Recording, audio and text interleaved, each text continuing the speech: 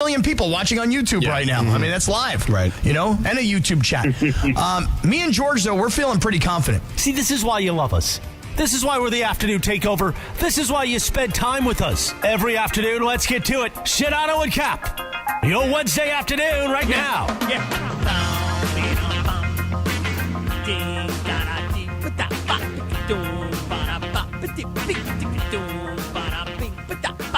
Boo, ba-da-bop. Bee, ba-da-boop. Do, da-da-da. Sorry, I had to lower the volume of the headphones because, as you know, Mason in Ireland. I know what he does. I mean, I had to, because if every day, you and I, when we come in here, if we plug in before lowering the headphone volume, I know. Explosion in your brain. I know. John is legitimately, like, deaf, man. I mean, he's got this thing turned up to, like, 12. So's Mason. Man, oh, man. And usually it's the other side. You know, Ireland's been sitting on the George side, the Mason side. Usually I sit on the Ireland Cap side of things, but Ramona was on our side today. Yeah. And I know, I do the same thing all the time. I plug in and then, boom, my ears get blown out. Right, so I always have to lower first. And I'm the only one that likes to have, this is going to be very inside baseball, the monitor up. The monitor, for people that don't know what it is, the monitor is just the overhead speakers. So I like the overhead speakers in the breaks, at least to a certain volume, so I know when we're coming in and out and what I need to be listening to, because I like to unplug or take out my my ears during the breaks. So you look adorable today, by the way, with the glasses and the ball cap. I mean, you look like you're 12 years old. Yeah, thank you. I appreciate that. Yeah, looking very young today. Yeah. So, hey, listen to this real quick. You Go ready? ahead. All right, go ahead. So, your girl, Laura. My girl. Did she wash her hair? Oh, dude. Your girl just washed her hair last night before the Laker game is what happened. Yeah. Your girl, Laura, last night. Now, was this the one you did late night with the boo? Late night Laura with the boo on Instagram? No? Okay. Something No. else. Different. Okay. So here's what happens. So Laura and I had this little conversation going on where it was like, hey, Laura, I may have an extra ticket to the Laker game. And she's like, well, I really want to go because she really wanted, I think, Laura, I don't want to put words in your mouth, but I think you wanted one of those Pau Gasol jerseys that they were giving away last night, right? Right. I did, but I also wanted to be there. And For Pau. Yeah, I cried last night. Right. I mean, she was crying. In fact, she even tweeted like, yo, who's cutting onions in this place? Because people were legitimately bawling. Dude, I listen, I am not, Captain Laker over here, and even I was tearing up at home watching this thing. Well, I mean, listen, it was an emotional night. You know, you got Pau Gasol's mom and dad there. You got brothers there. You got wife, baby. Yeah. You got, fans. You got all kinds of people that were influential in his career. I mean, it was a very special night. And human to human, you're like, this is a really special night for him. Yes. So it was emotional. Right. But, George, Laura comes walking into the 710 suite. And like I tell people all the time, if you ever get an invitation to the 710 suite, it is the place to be at Crypto.com Arena, okay? Mm-hmm. So she comes walking in last night, and who's she holding on to? The boo. The boo. Yeah. Did he The smell boo, delicious? George, yes, he smelled delicious. Of course he smelled delicious, naturally. Guy smells delicious at all times. Guy wakes up smelling delicious. So the boo comes walking in. Yeah. And the boo is wearing a Pau Gasol jersey. Okay. Hell and yeah, he knows better. He's a Clipper fan, though. Right. Yes, George Sedano, correct. Yeah. So the power of the woman, the power of the female on International Women's Day. Yeah. Shout out. Hey, listen, it was like Chris Rock talked about in his special this past Saturday night. Not that I thought it was any good, because I hated it. Just so everybody, God. You I hated still it. on that, dude? I hated it Can you because just the move cancel on? culture came after me because I liked it. Oh my so God. now I hated it. Okay, can you just get to what you were talking about already? The woman was able to get her Clipper fan boo to be rocking the Pau Gasol jersey. That, George, should tell you everything you need to know. That is the power of the woman. Sí. El poder de la mujer. Yes, that's right. Yeah. Can you say that? See, Try one time. tell me again. El poder de la El mujer. poder de la mujer. Close. El poder. No. El Oh, no. poder. Not poo. No, poder. No, that you don't want that. No poder. El poder El poder de la mujer. de la mujer. Not bad. See? There you go. Yeah. See? Much better. I mean, Laura, what did the boo have to say for himself after I completely called him out on being a Clipper fan and wearing the Laker jersey? And So- doing it because you kind of bullied him into it. I did not bully him into that. Can I just say that? Cyberbullying. No. So I told him, I was like, I do want him to be a Laker fan. I get it, right? but he's also a Pal fan, so it wasn't that hard. I would love to take credit for just be like, yeah, you got to put that on. But no, he's a fan. You gotta respect. Like, if you respect the player, you can wear the jersey. So when he walked in, you were like reacting like Pepe Mantilla when he comes in here to play a game of games. Oh my God! That's right. Yeah. I mean, first of all, I see this kid walk in, right, and I just love this kid. I mean, I love the boo because George, you got to understand, he got something I don't got. You know, he got good looks. Well, yes, that's Hair. exactly it. He's got the swag. He's in dude. shape. He got the Colored swag. eyes. Yeah. Listen, the boo Smells comes delicious. walking in. Yeah. Boo comes walking. He got earrings in both ears. Yeah. Got an earring in his nose. Yeah. You know, he got on a headband.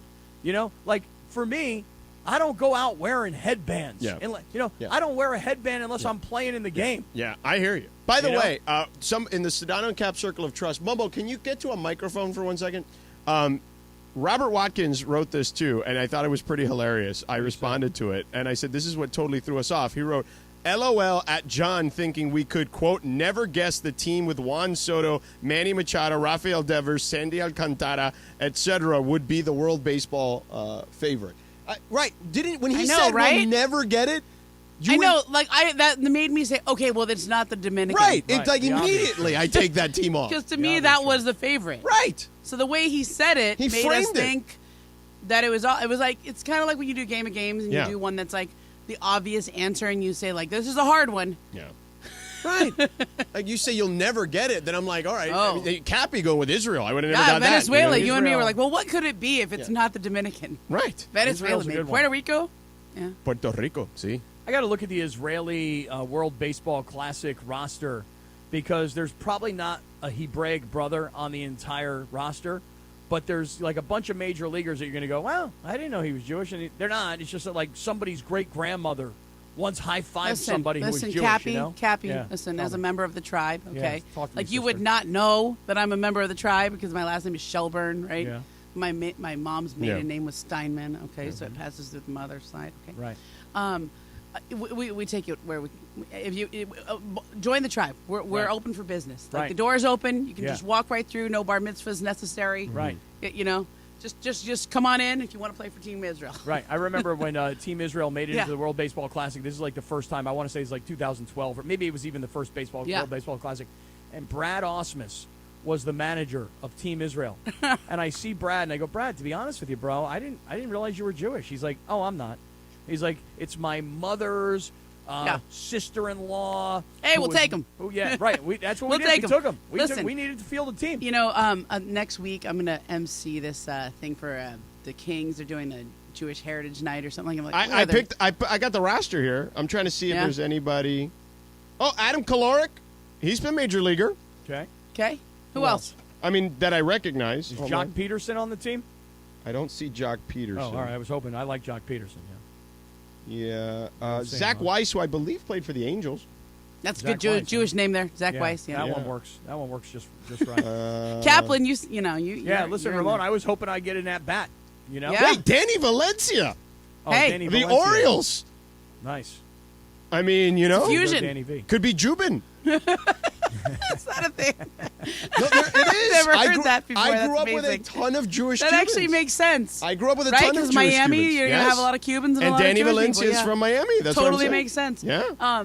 So Kaplan, like I think it's like I'm in the Southern California Jewish Sports Hall of Fame, right? Oh, that makes Jock us- Peterson is on the team. there it is. There Yeah. it is. Ian Kinsler's the manager.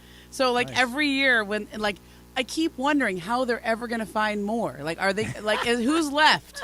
You like who? Kaplan. Well, Ramona, I told George. You want in? You want in? said I can get you on the list. Yeah, I said to George, I go, this is why LeBron and I are able to be, you know, really, like, we see eye to eye, Right, LeBron yeah, yeah. and I, because we're both Yeah. Hall of Famers, to Right. which George said, what Hall of Fame are you in? And I had to explain to him that there's this little, like, broom closet in the Jewish Community Center in suburban Pittsburgh Hey. where they have the Western Pennsylvania Jewish Sports Hall of Fame. Yeah. And there Yep. you are. Hey. All right. And we found you. We Googled Yeah. it. It's real. That's right. Yeah. Yeah. We just had Purim. Oh, you did Hey. Purim. Now, Happy Cappy Purim. says Purim is like Halloween. Yeah, it's like Halloween. So like Daniel yesterday wore his Cookie Monster costume to school. Oh, Cookie That was kind of Monster. fun, yeah. And like, but we just do all of them. Speaking of cookies, I Yeah. saw Beto brought Girl Scout Yeah, it cookies. was ridiculous. I just had 5 cookies. I've been so good. well. And then Oh, I'm like, what oh, are you give me doing those- in there, Beto? Why don't you Can't bring do the it. damn cookies S'mores. in here? Can't do it. So good. I've been walking in and out of the grocery store, and all these little Girl Scouts are there, and they're so cute and they're so nice. And they're like, "Would you like to buy some Girl Scout cookies?" And I don't. No. So what I do is I say things like, I make stuff up. I'm like, I bought so many already, so Yeah. thanks, but I've already bought so many. But that's a And they're like, lie. Yeah, it's totally. You lied to the little girls? That's right. They came to my door the other day, and I just didn't answer it. Oh man. I looked out the little peephole. Well, I looked out the peephole, Well, and I but was then like, they know you looked. No, you were there. no, they didn't. They didn't know. I mean, I live in an You know what apartment. I think? You know what I also heard? Wait, but the people, you can tell if somebody's looking. No. No, around. you couldn't tell. You couldn't Like tell. mine, you can't. Yeah? You can hear the feet. I know. No, I used was to- super quiet. I used to sell chocolate door to door. I was super World's quiet. finest chocolate. Oh, I would, it's so good. Oh, those are I good. would sell that door to door. Yeah. And I could always tell when somebody went to the door because I could hear their feet. Yeah, of course. Like when they shuffle up. Here's the question. Here's a big scandal, though. Oh. Do you know in California it's $6 a box? Yeah. Right. $6. Yeah. In other states it's $4. Wow. What the heck, man? I know it's 5 in Ohio because I remember I complained when it went up to yeah. that. We're And getting here- gypped. And this Always. is a problem, okay? For the troops in California, it's not fair. They have to sell more boxes that cost more, Yeah. so it's harder to sell. Yeah. So like when somebody, a lot of times what you should do is if you don't want to buy any more cookies, be like, look, I just bought so many, and Just I give a donation. Just That's give what a I do. donation. I Here's lie. $5. Oh. Yeah, Here's but you're not $5. giving them $5. No, I don't lie and donate. I just lie. Oh, And by the way, Yeah. you just said that on the air when you've always told us you don't lie. Yep. That's true, but in this particular instance, I'm so truthful Yeah. that I'm going to be honest About about lying, yeah. That's right. Yeah. You understand, George? Yeah, I get it now. Honesty Yeah. about being dishonest. Correct. Oh, That makes Cappy. sense, Ramona? yeah, I do. Okay. Yeah. Was that like in the Book of Life this year? This was your thing. This is your repentance. Right. You're Well, gonna, like, I'll, tell the truth. I'll wait till Yom Kippur to make up for it. Yeah. You know? Yeah. Dear God, I lied to these little Girl Scouts about buying cookies. Please, I'm a horrible person. Please forgive me, for I have sinned. You Yeah. always sin, though, but it's okay. Can I just give a quick shout out to the person who actually sent us the cookies? Yeah. Greg and PV. Yeah. And he told Beto to bring them, so that's why Beto's hanging Good out. job, Beto. Yeah, thank you. Thank you, Greg Greg and and PV. PV? Yeah. Yeah. I like these s'mores. I haven't had these before. The These s'mores are really good. They're $1 extra, though. What? The They're s'mores are really $1 sweet. extra. Yeah. Really sweet. Like, Yeah, too sweet. Yeah, because they got the graham cracker and then the s'mores, It's like hot. I'm a Oreos Samoa's filling. girl. I always get the Samoas. That's Yeah. my favorite. But Same. s'mores, Coconut I in got it. that. s'mores is Sorry. the most expensive one. It's an extra $1. Why is it extra? I don't know. It's because of the graham cracker, maybe? No, come on. Yeah, I mean, I'm just saying. It's also the newest one? That's why. Yeah. It's because it's the newest one. Yeah. All right, Momo. Thanks for I'm hanging out. out. Thanks. Peace. All right, coming up next, Cappy. Yo. Darvin Ham made a crazy comparison yesterday. I heard this. Yeah. And I mean crazy in the sense of I love that he made the comparison. Okay? I'm not saying crazy like as a negative. I love what he said yesterday. But we'll tell you what he said next. Wake up with Key. All right, we're reminding you that Pickleball Madness, or March Pickleball Madness, is coming up on March 18th at Miles Square Park in Fountain Valley. It's free for all non-participants, and there's a million things to do, Al. All right, 10 a.m. to 4 p.m. Come out, hang out. We do these events every time we do them. We love having listeners there. We got our Pop-A-Shot Challenge. We got a beer garden going on. So we got everything going on. Don't forget that day. Games for the kids. Bring the kids on out. It'll be a great time. You'll watch me and Al just wipe the floor with everybody because we're pickleball experts. We'll be out in the first round.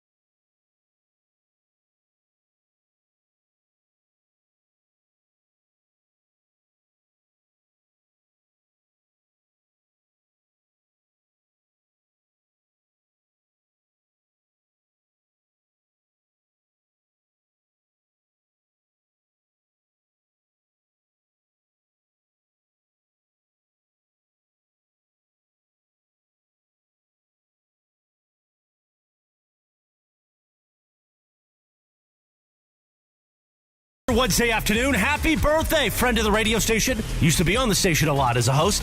Happy 46th birthday, Freddie Prinze Jr. And on this day in 2014, the number one hit, Pharrell Williams, Happy. Sedano and Kap continues your Wednesday afternoon right now. God, this song was super popular. By the way, speaking of popular, I saw the list that we get every day that Lindsay sends out about birthdays. So I sent a screenshot to Freddie earlier today, and I circled it, and I write, "Happy birthday, bro," and he wrote, "I think I'm 47, but thanks, man." To which I wrote, "I feel like you got a good source on that, so I'll go with it." Yeah. Wait, what did I put? 46. Oh. My bad. I go from tell them if it's incorrect, then I go from this whatever website you find. It's famousbirthdays.com. Yeah, so then they're wrong then. All right. Well, happy birthday, Freddie. Yeah. Beto's in the house. Beto, did you say what's up to Freddie for his birthday? I'm texting him right now, as a Okay. matter of fact. Yeah. Very sweet of you. Just What's up, remember. Beto? What's up, Cappy? How you doing, my How man? you living, dog? Oh, in living color. Oh, man, you just missed the good Girl Scout cookies he bought. Oh, they're fantastic. Greg in Greg PV. and PV. Thank you, Greg and PV. Bought them from my niece Maddie and said, hey, donate them to the staff, and everybody here is taking advantage. I had 3. Man, I'm so glad that I'm not there today because I don't have the willpower to say no. Yeah, we know that. We hear it every day. I know. So, I mean, last night, George, I'm in the suite, and, I'm trying to be good on my diet. I'm inserting all my food into this app, so I can see it now. There's a guilt factor to it, like, gosh, I shouldn't eat that. And Laura got this carrot cake from the dessert cart, and I was like, I got to have a bite. So just one bite was just enough, just one bite. But then, me and Bergman decided we were going to split a scoop of ice cream. So then it was a half a scoop rather than a full scoop. Right. And so I just don't have the willpower. So the fact that I'm not in studio today. Oh, don't worry. They're going to be here. There's like 6 boxes delivered. Not all of really? them are open. Yeah, they're here You for got you. any of those Samoas? Yep. Laura got your Samoas. Yeah, nice. well, I already opened it because they were mine, but yes, you can have some. All right, thank you. Well, you gave me Yeah. some of your carrot cake. Oh, last and night. I mean, you were also Beto is here today because he's got a hookup for like great seats for the Clipper games. Yep. And he took his son a couple weeks ago. I saw Right. that on Instagram. And you were supposed to go with him, and then you flaked. I don't know if I'd say flaked. Are you going tonight? I'm not. Okay. But I Oh, was wait a here. second. I was here Yeah. when when Beto said, because I remember it was the day the trade went down for the Lakers, and Yep. Beto Right. was talking about getting these awesome tickets, and he showed us the seats because him and his son, food, drinks, Yeah. the whole 9. And Cappy's like, "Yo, I want to go in on that," No, that's not what happened. Beto said, you need to come with me to a Clipper game. and you were like, "I'm Yeah, in." I'm in. And right. So, but what happened? And then my guy Abe, who owns the seats, was Honest Abe. listening. Yeah. Was like, hey, let me know what day Cap wants to go. Right. So what happened? And then we was- agreed on the date. Correct. All true. Everything you're saying is right. Everything you're saying is right. But here's what happened. So at the time, I didn't even know about the Pau Gasol event last night. And so I was going to come up on Tuesday, which I normally do for Live Imaging Tuesday. And then at the time, my son was not coming home from college for spring break, which he decided to do. And he's going back on Friday. So I'm coming back up on Friday. So I was like, I can't come up on Tuesday and Wednesday and Friday. I mean, it's just a lot of driving. It's a lot of time in the car. Especially Well, I if could. Beto got you seats that are like Well- basically on the floor. But wait a second, George. I mean, Hold on. row A? Really? Yeah. You want those? But let me say something about Beto. Beto did not really want me to go with him, Oh, and okay. here's how I know this is true. So Beto calls me, and he says, hey, man, I just want to make sure we're cool for the game. On Monday. And I said, Beto, do me a favor. Let me have a couple hours, and here's why. No. No, this is a totally All right, true go ahead. story. Finish. Here's my interpretation of the story, Beto. Yeah, nothing like text messages I saved. to So prove this. I said, Beto, give me like a couple hours to kind of work this thing out, And he goes, you're not going. Forget it. Like he didn't even give me like the No, but consideration. because we know he you. knows. He knows. Right. So the fact of the matter is that my girlfriend was out of town all week. Yeah, if I I heard come the to her show. and I go Tuesday and Wednesday I'm going to be up in L.A. She's like, no, you're not. Wednesday we're having dinner together. That's date night. So Beto, I have to try and make a decision. Do I want her to be mad at me, or do I want you to be mad at me? And the truth But of the couldn't you matter have is, just said, like, to Beto, do we have a ticket for Rachel? You could have asked that question. And no, Beto I didn't ask him that. Right. Mhm. But if he would have asked you that, could you have gotten a ticket for Rachel? Yeah. He really made a point that it was only 2 tickets. He did make that point. No. So I know you, Cap, right? Yeah. Mind you, I sent you the text Monday afternoon Yeah. What because I happened? already knew because Yeah. you had a good weekend. I saw your story. Yeah. You had a boys' weekend. Right. I'm like, okay, let me just double check. You said, hey, coming up, I'll be busy, blah, blah, blah, blah. Give me a day. Right. And You I did said, that. let me work it out. I said, let me have a day to figure it out, please. This is on Monday. Yeah. Knowing you, Yeah. being an avid listener of the show, Right. knowing how you function, Right. knowing how you work, Yeah. I said, that's a no. LOL. Don't Right, worry. Right. Quick. He said that's a no. He said that's a no so fast that I thought to myself, oh, he got somebody else he'd rather take. No, I over don't. than me. I He don't. just knows you. I just know you. I would have had the same exact reaction as him. Well, guys. And by the way, would have Yeah. everyone in this building would have had the same. And I exact also reaction followed as up him. with Lakers take president, sweet life. That's Sweet it. Life. That's right. Yep. SUITE. Sweet Life. Exactly. Yeah.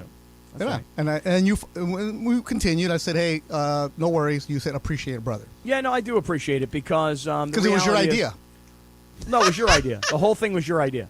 I said very specifically, I have no interest in going to Clipper games, and you said, no, Cap, the Clippers are so fun, and you got to go see one of their games, and I've got a guy who's got great tickets. I was here when he said this. Yeah. He said, hold on. He said, but would you do it on the floor? And Yes. then you said, oh, yeah. Yeah, right. I'd say yeah because, Beto's like, first of all, Beto and I have fun when we hang out together, Exactly. number one.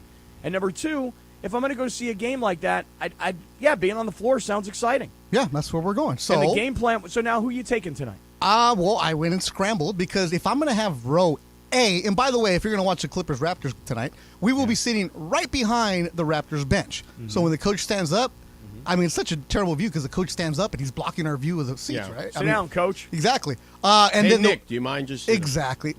So I'm like, I'm not going to go and just ask any scrubs for row A. Right. So I had to find people of quality Right, who to you got? bring. You got like La Raza? No, they don't know how to behave there. Okay, right. So, Hey. and Plus, Cap- his wife will probably steal the quesadilla again. so Cappy, just to let you know, yeah. since I am a P1 listener and I know how you function, I told you I had 2 tickets. Right. Oh, no. I asked for 4 Oh. because I know that Cappy Cast comes with him. And the other day when I was watching on YouTube, whatever this thing called, Cappy Friends or Friends of Cappy, whatever those world that is, like you roll deep. You always bring an extra. So I figured you would come You're up. the guy that if someone sends you an invite for the wedding and they have RSVP and they put like a number there, you add an extra number. Yeah, you're Mexican. You show up with extras, no matter Right, what. I am. Just so everybody knows, you're right. I'm Mexican. That's right. Exactly. I'm Sephardic. That's right. I ended up getting 4 because I figured you would come up with Rachel or something, or there's always one other person. So I ended up getting 4. So I had to find some people to go, and yeah, we're gonna have a good time. Who'd you invite? Listeners, actually, the real avid listeners. They don't want to say that they're going though, How come you didn't invite George? because he works. If you're a guy who works in the league, you don't want to go to a game. Yeah, I'm fine. Yeah. And then I couldn't invite Lindsay or Laura because the game's at 7. You guys work till 7. They work. The bar opens up at 5:30. Yeah. Right. Dinner's at 6. I mean, because we have all that taken care of. Wow. Oh, Wow, and parking, Cappy. But then Well, again, yeah. what do you want that for? Yeah. Well, Beto, I have let you down. No. See, that's exactly right. you I did have not let you down. That's exactly No, because my you point. expect Yeah. I was actually expecting you to let me down the day of. No, Right. no, I wouldn't do that to you, man. Yeah. You had to string them along a little bit. Yeah, I mean, right. Listen, I'll tell you this right now, Beto. The last week I had made this plan on Wednesday night, and I didn't look at my calendar, and so then again it comes down to any guy listening right now. You have been in this situation before. Do you want your friend to be mad at you, or do you want your wife, girlfriend, significant other to be mad at you? And the reality of the situation is, I'd rather my friend be mad at me than my girlfriend be Hey, mad at Cappy, me. remember when we talked and we said, hey, we're going to have such a good time that you need to get a hotel room because I we're do going to get remember that. lit. Yes, I You're do not remember going that. home. And Right. Morale is late. We're getting lit. Yeah. And you're like, yeah. I was like, no. Wah, wah, wah. I'm like, I got to drive home. Yeah. So where are you going to dinner tonight? Where am I going to dinner? Yeah. Well, I think Rachel's making a nice big salmon. Oh, you're not even going anywhere. No, we're going to her house. But I gotta. This is kind of an odd thing, and if anybody's ever been in this position, George, don't ever be in this position. And Beto, you might find yourself in this position, Nope. but George, don't ever find yourself in this position where you actually have to do like a little bit of coaching to a child that does not belong to you. So, like now that you're deep into this relationship, we're about to celebrate our 4-year anniversary. She helps me with some stuff with my kids, and sometimes I got to help her with some stuff with her kids. And tonight is one of those nights where I got to be a coach. I got to be a motivator. I got to be the same guy that I keep asking the Lakers to let me come in and speak to this team. Yeah. I got to be that guy tonight. I mean, could you do what Darvin Ham said yesterday when Mike Trudell was asking him about Anthony Davis, and this was the response? And just your thoughts on Davis on both ends of the court. And Wilt? Anthony had, Davis. Wilt.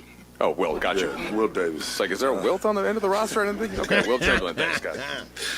Oh, that's my nickname for him, Wilt Davis. He was definitely that tonight. I think, you look at the 7 turnovers, he's just trying to play the right way and be unselfish. And I just, gave him a stern warning, At next, from the rest of the game, you catch it in the paint, you got to put that thing on the rim. Yeah. It's just like a pass, as my old great coach Larry Brown used to say.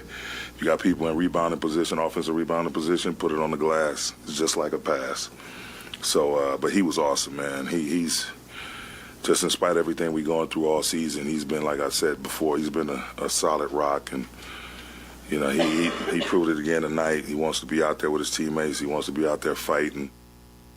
Now, did you do that? Could you do that? Like, is that the type of motivation we're talking about here? You're going to call him Wilt, whatever Rachel's last name is? I would give him a stern warning. I'm going to do that. I'm going to give him a stern warning, just like Coach Ham said. Mm-hmm. You know what's amazing is how with LeBron out, how by the great way, Anthony I Davis thought the most is playing. amazing part was Trudell being like Wilt? Who's Wilt? He goes, Right. no, Anthony.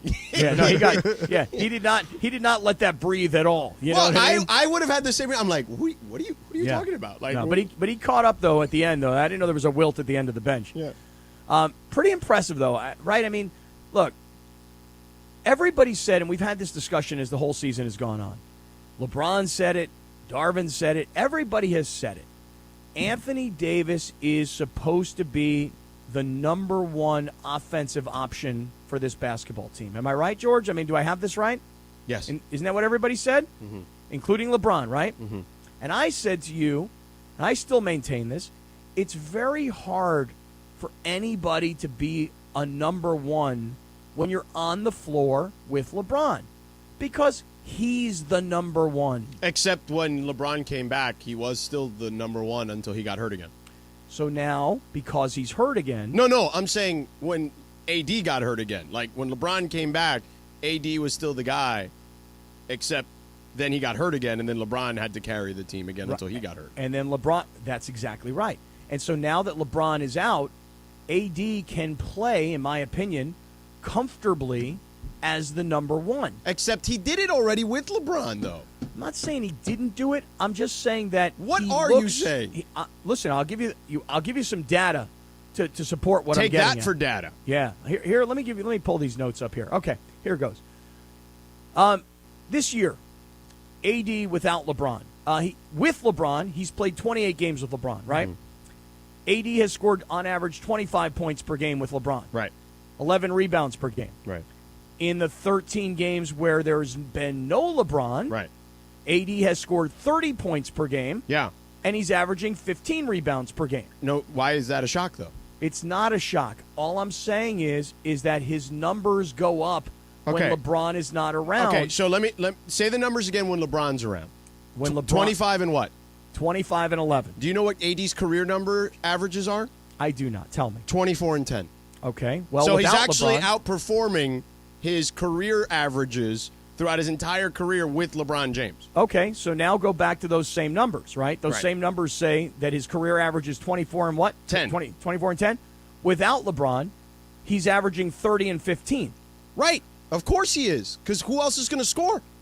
Well, look, all I'm getting at is that Anthony Davis, if everybody says Anthony Davis should be the number one, he should be the number one when LeBron's around as well. He is. Well, you say that. But LeBron doesn't average 25 points a game when he's playing with AD.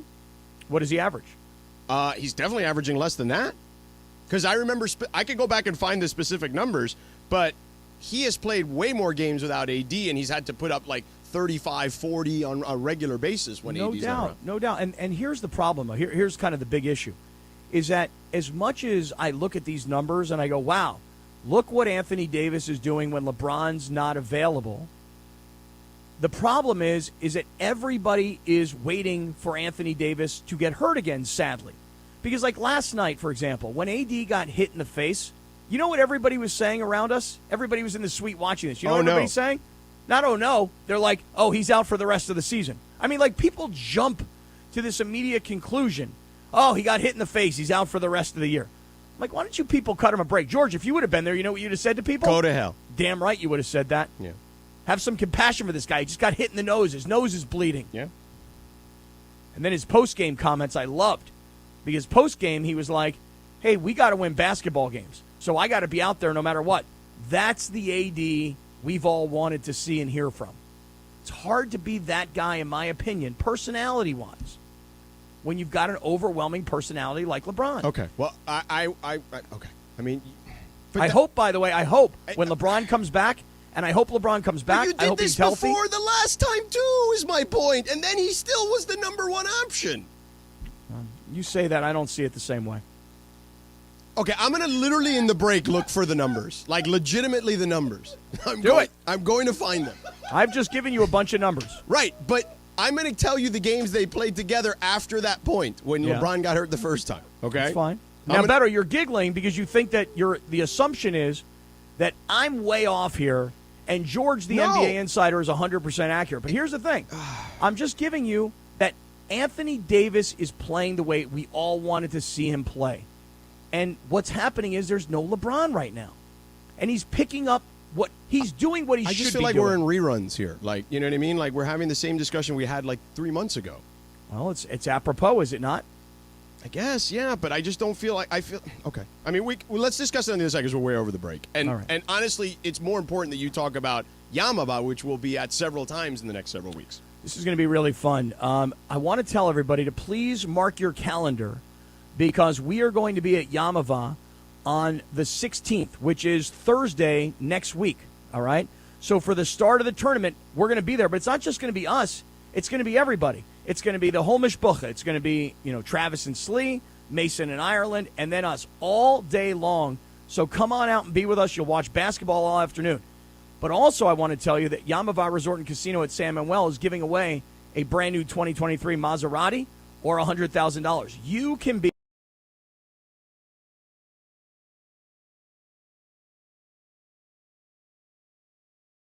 Everybody, it's Cap. Listen, I want you to mark your calendars for March 16th. It's Thursday. It's the tip of the tournament, and we're all going to be at Yamava. Okay, so it's going to be Travis and Slee from 10 to 1. Mason's not going to be on vacation. Mason and Ireland 1 to 4. Me and Sedano coming up from 4 to 7. There's all these amazing craft beers, incredible restaurants, 150 LED screen TVs. It's the 909, the greatest sports bar on the planet at Yamava. Thursday, March 16th. All day long. Mark your calendars. Be there. I'll see you at Yamava.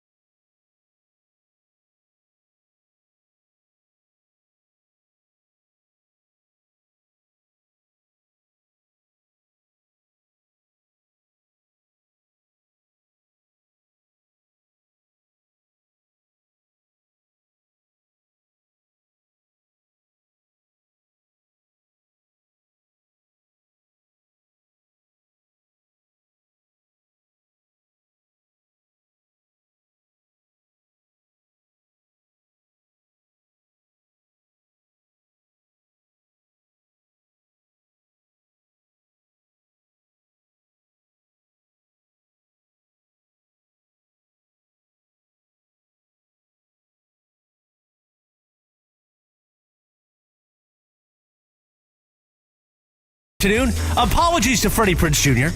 I didn't know it was actually his 47th birthday, not 46. So in doing so, let's pay tribute to Freddie Prinze Jr.'s dad, Freddie Prinze. a comic genius in the 70s, and of course starred on the TV show Chico and the Man. Chico, don't be Sedano and Kap continues your Wednesday afternoon right now. Yes, they will, but Chico, I'm a man. Yes, they will, but Chico, I'm a man. All right, Pete. Even though it's funny, he don't understand. You don't really listen to Freddie Prinze Jr.'s like wrestling podcast. I'm aware of its existence. You ever listen to that, George? I have listened to it a couple of times. I don't listen to it regularly because I don't watch wrestling regularly anymore, but I have listened to it when he's had a guest I've been interested in. Does he go old school? Does he talk about all the old schoolers? He's had a lot of, well, and they talk new school stuff too, but I actually like the show he has on A&E with the wrestlers. He does like a roundtable discussion of like old school wrestlers. Like it's almost like a biography style show. Really? Oh, I don't even know where A&E is. Hold on a second. A&E. All right, let me find it. Oh, here it is. All right. By the way, interesting. Superstar Sunday, WWE on A&E. How about that? Maybe I'll try and find Freddie Prinze on A&E. There you go. See? I'll take a look at it. Hold on. Freddie Prinze on A&E. Yeah, here it is. Comes up. All right, I'll take a look at it. Oh, and there's a lot of Freddie Prinze Sr. There you go. All right. Yeah. All right, very good. I'll check it out. I will. All right, so what do you got for me? I'm also sending this to the Sports and Information Group here at ESPN so they can give me the more accurate details. But basically what we have here is, so you when we had this discussion last, okay, was when Anthony Davis, remember he had that crazy run where he scored like, 30-something and like 40-something and like 50 in like a couple of games, basically, like in late November around Thanksgiving. Okay, I'm with you. Early December. Right. So then he got dinged up in a game. He only played 8 minutes on 12-6. Okay, he was inactive on 12-7. So was LeBron. Okay, LeBron came back 12-9, which is a game Anthony Davis played in as well. But Anthony Davis, it was short-lived. They only played like 3 games or something together before Anthony Davis got hurt in the 4th game. Yeah. But in those 3 games, okay, after post Anthony Davis going nuts, right? Hold on, let me just finish this email. Through today. Okay. Finishing this email. Here we go. Okay. Email music. Thank you. All right. Sorry. So there's only 3 games. Okay. So it's a very small sample size.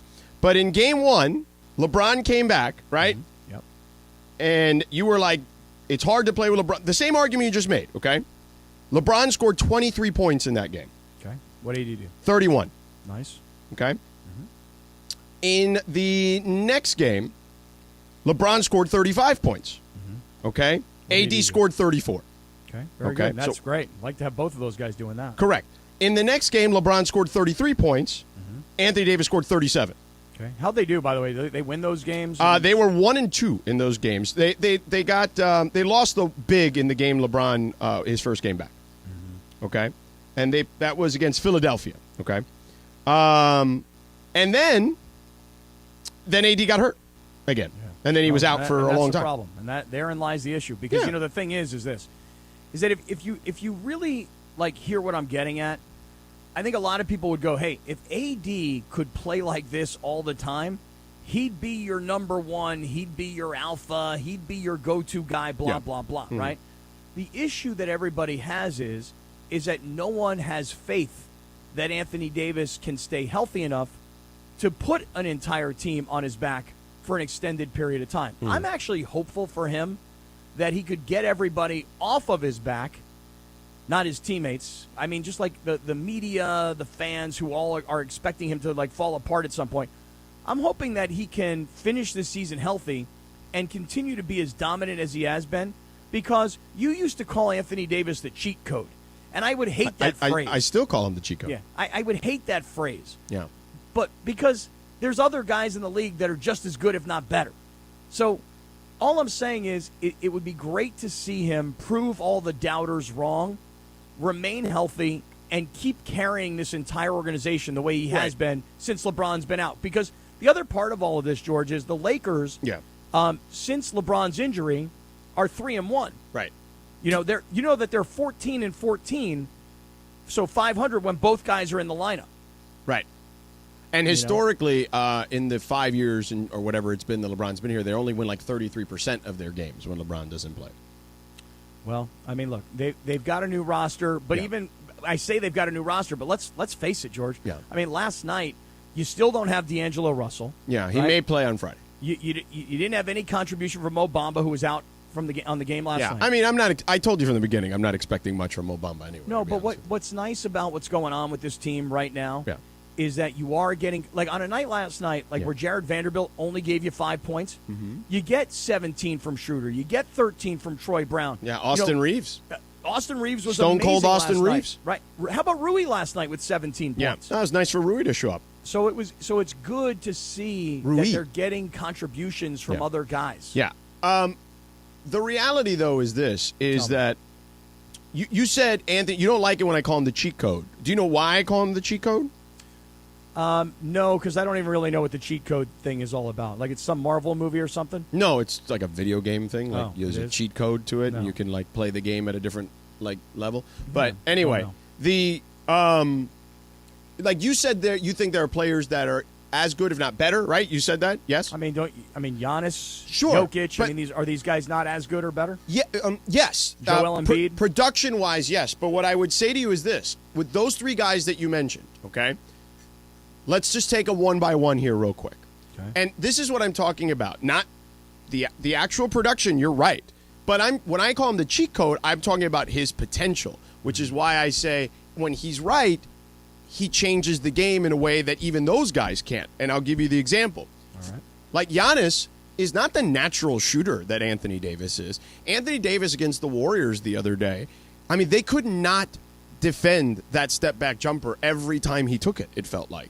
And Giannis doesn't have that. He's not a natural shooter. He doesn't have that motion that just like AD, it looks like it's like flawless when he goes up. It's like picture perfect as far as like the technique that you would want to use. Giannis shoots the ball, it looks clunky, you know? So then Jokic. I mean, Jokic has become a competent defender, but Anthony Davis is an elite defender, okay? Now, Anthony Davis is not the passer that Jokic is, but his defense is infinitely better than Jokic. And even Joel Embiid. Joel Embiid is probably the closest to Anthony Davis in regards to the entire package, but the difference is this. Anthony Davis has handle that Joel Embiid does not, even though Joel Embiid has certainly worked on his handle. Like, Anthony Davis is a more complete package in theory when he's healthy and ready to play than any of those guys. Well, I'll tell you this. That's why the skill is so enticing. He has twice this season now, he has gone on these runs where he's been so good that he reminds us all just how great he really is as a physical talent, but we forget about it because we find him sitting on the bench so often with injury. Yeah. It's such a great thing to see that he is doing what I asked him to do a week or two ago when LeBron first got hurt. He heard which you. is, dude, carry us. Yeah. Carry everybody. Yeah, carry people. Let's go. All right, coming up next, Cappy, there's a number of things. Dave McMiniman's going to join us at 5:45. We'll talk more Lakers with him. Your guy. But I do want to get – Stephen A. Smith had stuff to say about Anthony Davis and the Lakers. We'll get to that. I want to get into the Dodgers. We need to have a real serious discussion about this Dodgers team. We do? Okay, yes. And also, I've got some advice, some free advice for Lamar Jackson if he wants to hear it, okay? And all this quarterback carouseling nonsense that's going on in the National Football League. We're back in 2 minutes. Everybody, it's Cap. Listen, I want you to mark your calendars for March 16th. It's Thursday. It's the tip of the tournament, and we're all going to be at Yamava. Okay, so it's going to be Travis and Slee from 10 to 1. Mason's not going to be on vacation. Mason in Ireland, 1 to 4. Me and Sedano coming up from 4 to 7. There's all these amazing craft beers, incredible restaurants, 150 LED screen TVs. It's the 909, the greatest sports bar on the planet at Yamava. Thursday, March 16th, all day long. Mark your calendars. Be there. I'll see you at Yamava.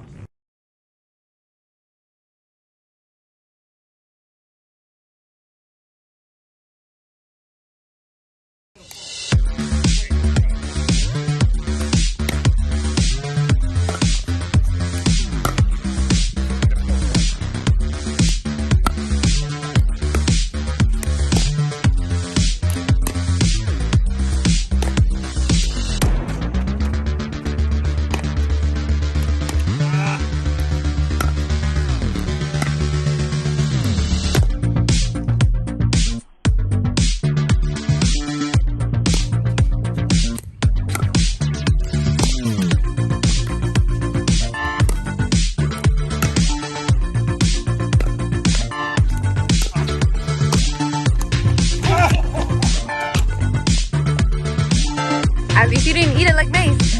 You're good. ESPN.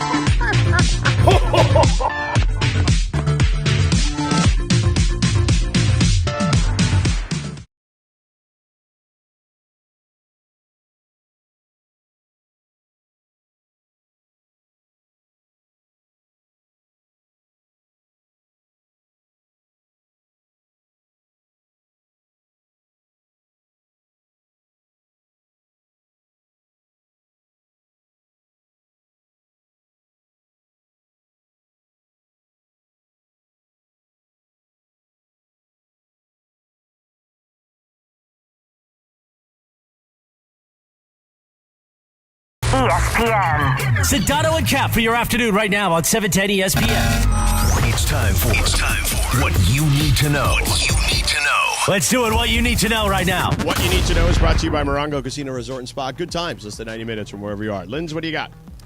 Well, guys, Ben Savage is running for Congress in California's The 30th actor? Yes, the 30th House District. The Boy Meets World star announced it on Instagram yesterday. He described himself as, quote, a proud Californian, union member, and longtime resident of District 30 who comes from a family of unwavering service to our country and community. He previously ran unsuccessfully in the 2022 election for West Hollywood City Council, focusing on community safety, housing, and homelessness. The general election will be on November 5th, 2024. Don't you feel like, because we've had, like he was a pretty famous child actor, there's no question. But I feel like the actor pool has kind of, has been tarnished, I guess is a good way to say. Like, you know, especially in like local elections or regional elections. What do you mean the actor By pool has been guys tarnished? like Schwarzenegger, you know what I'm saying? Like, you know, I mean, I like Arnold too, but I mean, he was a pretty terrible governor by all intents and purposes. We were writing IOUs around here. I actually couldn't even tell you if he was a good governor or a bad governor. Well, when you're writing IOUs, that's not a good thing, is what I'm saying. I mean, I don't really remember much other than, you know, him showing up at things and being like, whoa, the Terminator's actually really the governor. Yeah. Like, that's kind of cool. Yeah. wasn't it Tito Ortiz who like tried to run? Yeah. He was or he got Huntington elected Beach City Council, and then he got stepped down. fired or something. Yeah. Well, he stepped down because it was just a mess up. You mean the Huntington Beach bad boy became the Huntington Beach City Council guy? Yeah, and he was trying to ban people. He got run out of there, so No he way. resigned on his own. However, Kane, WWE superstar, he has had a very successful run as I think he's a governor somewhere. Yeah. Well, how about Jesse the Body? Minnesota. Yeah, but I was talking about California. Yeah. So. Sonny Bono. There you go. Keep it cappy. Yeah. What's Sonny Bono do? I don't remember. Was he the mayor of some place? It was a Palm Springs. Oh, right. There you go. Yeah, Congress. Oh, was he congressman? Yes. Really? There you go. And he was also the mayor of Palm Springs. Yeah, Clint Eastwood was in Carmel, Yeah. the mayor up there. Yeah. That's right. He was. Yeah. I did forget that. You're Hold right. on, do you guys want to hear a couple more? Sure. Look them up. Go ahead, quickly. Okay, so we Stacey Dash. What's her deal? Actually, she's running. Oh, from Clueless. Yeah, she's running. She's crazy. Yeah. No. Cal Penn from Harold and Kumar. Yeah, but he's been involved in politics. I believe he was in Obama's count. You're right. He was in, Yeah, yeah. You know a lot of this What's stuff. his name? What's that guy's name? Kai Penn. Yeah. He's the guy who's Harold and Kumar, right? Yeah, they went to White oh Castle. my God, Harold and Kumar's Escape from Guantanamo Bay is one of my favorite movies. I love that movie. That got him into politics. Seriously, that's an amazing movie. You ever Yeah. see that, George? I've not seen that one. You've not seen No. Harold and Kumar's Escape from Guantanamo Bay? No, you would think the Cuban would see that, but no. Bro, Yeah. maybe you not. have got to see this Or, movie. right, probably not. Yeah. You have got to see this movie. Yeah. NPH is amazing. I think I'm going to pass on that one. All No, the things bro. to say. Bro, I'm telling you right now, Yeah. Harold and Kumar's Escape from Guantanamo Bay is an all-time classic. Yeah, I'm sure. It'll change your life, dude. Pretty high marks. Yeah, it's true. I'm curious to see what Rotten Tomatoes says about this, just for the joke. Don't do it. Let me do see. it. Don't do it. do it. It's so good. Yeah, hold on. Let's see. It is Where are so they on good. Rotten Tomatoes? On Yeah, so the 30th district where Ben Savage is going to get Tahunga, Burbank, Glendale, Hollywood, West Hollywood, Hancock Park, all rich people there, and Echo Park, the west side. 52% on the tomato meter. Not awful, but not good. Yeah. Well, I mean, it's a goofy stoner movie. but Yeah, it's I mean, but Goofy Stoner movies can get good ratings. Really? Yeah. I mean, think of what's another Goofy Stoner movie. Oh, I don't know. How about like, Dazed and Confused? No, that's not. That's That's a coming of age That's movie. a great different. movie. Right. Okay. How about more like Pineapple Express? That's a good one. What about the Half-Baked. Half That's Baked? the best one Is the there best is. one probably? Yes, Half Baked. Let's see get a that. comparison. Also, How High, if you want that one. Yeah, hold on. How High is a good one too. You're right. But check out Red Pineapple Man, Express. Method Man. Half Baked. Half Baked only 28%. Hey. Yeah. Harold and Kumar's Escape from Guantanamo Oh, Bay, no. I'm telling you right now, is one of the funniest movies. And if you've seen it, you know. Oh, If you Pineapple haven't, you Express, don't. 68%. Yeah, that's that's a good. good one. It's always That's a classic. Good. That's a good one. Yeah. So there you go. Shotgun. All right, that is what you need to know. Brought to you by Morongo Casino Resort and Spa. Good times, less than 90 minutes from wherever you are. All right, Cappy. Yeah. What do you want to spin on the wheel here? Do you want to go the Dodgers? Mm-hmm. We need to have a real conversation with the Dodgers. We need to have a. I've got some advice for Lamar Jackson, or do you want to hear Stephen A. on the Lakers? All right, you know what? Since you've given me the choice, I'm going to go in this order. I'm going to start with Stephen A. on the Lakers. Okay. Then I'm going to go into Lamar Jackson and your advice because I'm curious. Yeah. And then lastly, I'll want to hear about the Dodgers situation. Okay.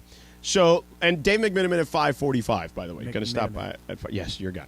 All right. So, Stephen A. today on First Take, that clearly they're talking about the Lakers after the big game yesterday. Anthony Davis, Wilt Davis, as Darvin Ham called him. Stephen A. is starting to get on the bandwagon. When you look at Anthony Davis, he's been absolutely sensational, and I think we have to give him props because he's doing what he's supposed to do. He's doing what he was brought there to do. And especially when you see LeBron, age, attrition kick in as great and phenomenal as he is, him now being injured. You want Anthony Davis on that court reminding everybody of the star caliber player that he is. And that's exactly what he's been doing. And once again, JJ, we have to give props where it's due to Rob Pelinka, because looking at this roster at the beginning of the season, I never dreamed that the Lakers would be able to reform that roster to what it is today. Hachimura with Vanderbilt, Beasley, D'Angelo Russell, and these guys. I mean, I'm just saying that when you look at the Lakers now, if LeBron James comes back and he is what we know he is, and Anthony Davis looks this way, who definitively can't they beat in the Western Conference? Yeah, good question. Good question. The thing is, George, we've only seen D'Angelo Russell play, at least in this iteration Couple of games, D'Angelo yeah. Russell. Right? It's just like, I want to say 2 or 3 games at max, right? Yep. We are concerned, and I think everybody rightly so should be concerned about what is LeBron when he gets back. So we'll start off with if he gets back. Yeah. Then we can move on to when he gets back. Right. And then if we get to the when he gets back, then we go back to the if question, which is, what is he? Yeah. If, when, what, not if, what. Anyway, you know what I'm trying to say. Sure. So we haven't really seen the Lakers, even though they've revamped the roster. Can we agree that we haven't really seen what it should look like? Because D'Angelo got hurt quickly. Yeah. LeBron got hurt not long thereafter. Yeah. But to me, I think so much credit as to what the Lakers are doing here since LeBron's been hurt. Obviously, Anthony Davis and his performance. But I got to give it up a little bit to Darvin Ham, too. Give it up! I got to give it up to him. Because you're getting contributions from Troy Brown, again, from Rui on occasion. Austin Reeves, I mean, he's a heart and soul. People call him Caruso 2.0. No, he's better than Caruso. But he's a heart and soul guy. He's honestly, I know people are going to think that's blasphemous. Caruso's a much better. I wouldn't say much. He's a elite defender, Caruso. Austin Reeves is a very good defender. I don't think that. And Austin Reeves offensively has got way more game than Alex Caruso. I mean, man, he makes some wild shots too, doesn't he? Yeah. I mean, he's under the basket and he's moving the ball from left hand to right hand. He's throwing it. But up, you know what he's that spinning it. is? I mean, in college, he was the guy. Yeah, what did they call him in college? Was he the Hillbilly White Mamba? Kobe. Oh, Hillbilly Kobe. Yes. I was going to go with White Mamba, but Hillbilly Kobe's even funnier. Yeah. So, but he had to be the guy on those teams. So, if you get now, granted, it's the NBA. But when he's got Anthony Davis on the floor with him for a game here or there, he can do that a couple of times. Now, he's not going to do it every night, but he can do that sometimes, which is enough. The only thing I'd say to Stephen A. is this, though. What would you say to Stephen A.? When you ask the question, because the way Stephen A. phrases it is, look, Anthony Davis has been sensational. We all know about LeBron and attrition and age, but when he comes back, we know how great he's been. Everything he's saying is right. The only thing is we don't really know what like when you say who can't they beat, Yeah. we don't know yet because I mentioned this earlier. When AD and LeBron are on the floor together this year, they're 14-14. I'll throw that record out because that was the other team. That was the Russ team. Now that you've got D'Angelo and You've got a balanced roster. You got a much better roster now. Yeah. So who can't they beat? Yeah. Not really sure. Who can they beat? Not really sure. Yeah. I honestly believe, I'm telling you right now, Mm-hmm. if they got D'Angelo Russell back soon, and they can get LeBron back with maybe 10 or so games left to go in the regular season. Right. If Anthony Davis and LeBron and D'Angelo Russell could all stay healthy for 10 games Yeah. going into the postseason, there is nobody in the Western Conference that they cannot beat. That means Phoenix. That means Denver. That means Memphis. That means Golden State. I mean everybody. That was like a little Stephen A-ish right there in a weird way. Yeah. Everybody. Yeah. You do not want to make an enemy out of me. Oh, no. You do not. You think they could be Phoenix? I mean, listen, am I exaggerating a little bit? I was Why just not? going to say. Why not? Why not, though? If the way Anthony Davis is playing, and if LeBron were to come back and be healthy, when you got LeBron and AD and this much better team around them, why not? I mean, is Phoenix that great? Yes, they are. Oh, okay. Then forget it. Yeah. Yeah. They are that great. My bad. My B. They're pretty damn great. I mean, we've only seen, 2 games with KD? 3. They're 3-0. Yeah. On the All right. road. Yeah. Okay. Yeah. I mean, they're good. They're really good. They Healthy fit LeBron, really well. Healthy LeBron, healthy AD. I don't know how healthy D'Angelo LeBron you're Russell. going to get. I got to be honest Well, with you. I agree with you. Yeah. And I think that's part of the big issue. Yeah. Mm-hmm. So I think that's part of the problem. But I'll take my chances. Why not? Yeah. Listen, I've already told you. I told you weeks ago I thought they could beat Memphis. Weeks ago. Memphis does not scare me if I'm the Lakers. Sacramento doesn't scare me at all. Even less. Okay? They seem to have the Warriors' number, although in a series, that's a little different. But yeah, I mean, I like them against those teams if they face them. I am very bullish on the Lakers not only making it to the postseason, not as a play-in. 100%, yes, you said. 100%. Oh, they will be playing when the regular season is over, and last year they were sitting. This year they will be playing. You know who I root for more than anyone? Me. So, Anthony Davis? Well, me. Oh. Which you root means for that you. for business, Yeah. we need the Lakers in the playoffs. Not the play-in, No. the playoffs. Correct. We need series, not one game that Yeah, you yeah. get knocked I mean, out. the one game is nice too. Don't get me wrong, but just I need a series here. Yeah, I'm So, with you, man. I am. Yeah, I need a With you in a big series. way. But that's just. I mean, listen. Who can't they beat? You can make the case, right, that they can be in a series with anybody. Now, I don't think they could beat Phoenix in a 7-game series. If you're asking me my honest opinion, no. I don't think they could beat the Clippers, but I don't think they'd have to face the Clippers, at least not early on, in a 7-game series. They just happen to have their number, and that's how sometimes these things work.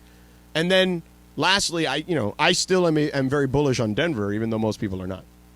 Well, all I'd say is it like this.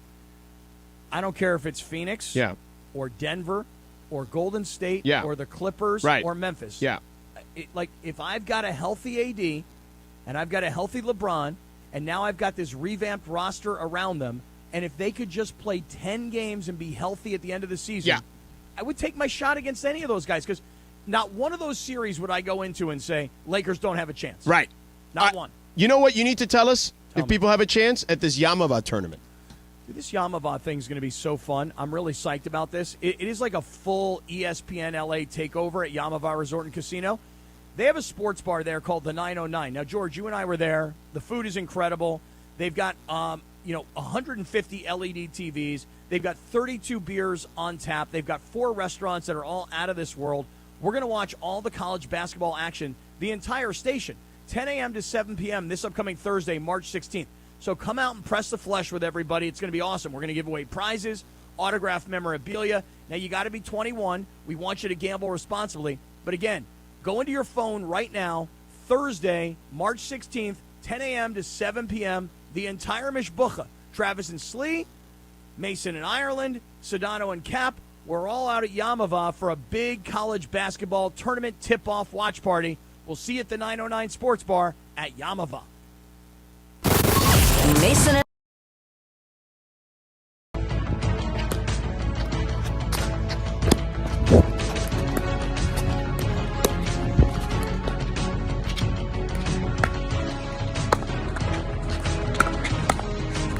I was hamstring camp. We were getting schooled by George Sedano, the most athletic guy at the station.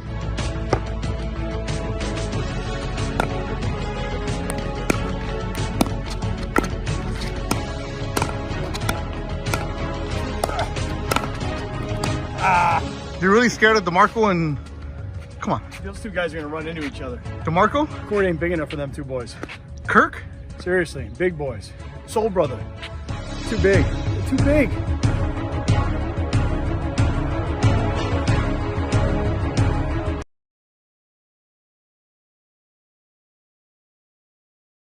Everybody, it's Cap. Listen, I want you to mark your calendars for March 16th. It's Thursday. It's the tip of the tournament, and we're all going to be at Yamava. Okay, so it's going to be Travis and Slee from 10 to 1. Mason's not going to be on vacation. Mason in Ireland, 1 to 4. Me and Sedano coming up from 4 to 7. There's all these amazing craft beers, incredible restaurants, 150 LED screen TVs. It's the 909, the greatest sports bar on the planet at Yamava. Thursday, March 16th, all day long. Mark your calendars. Be there. I'll see you at Yamava.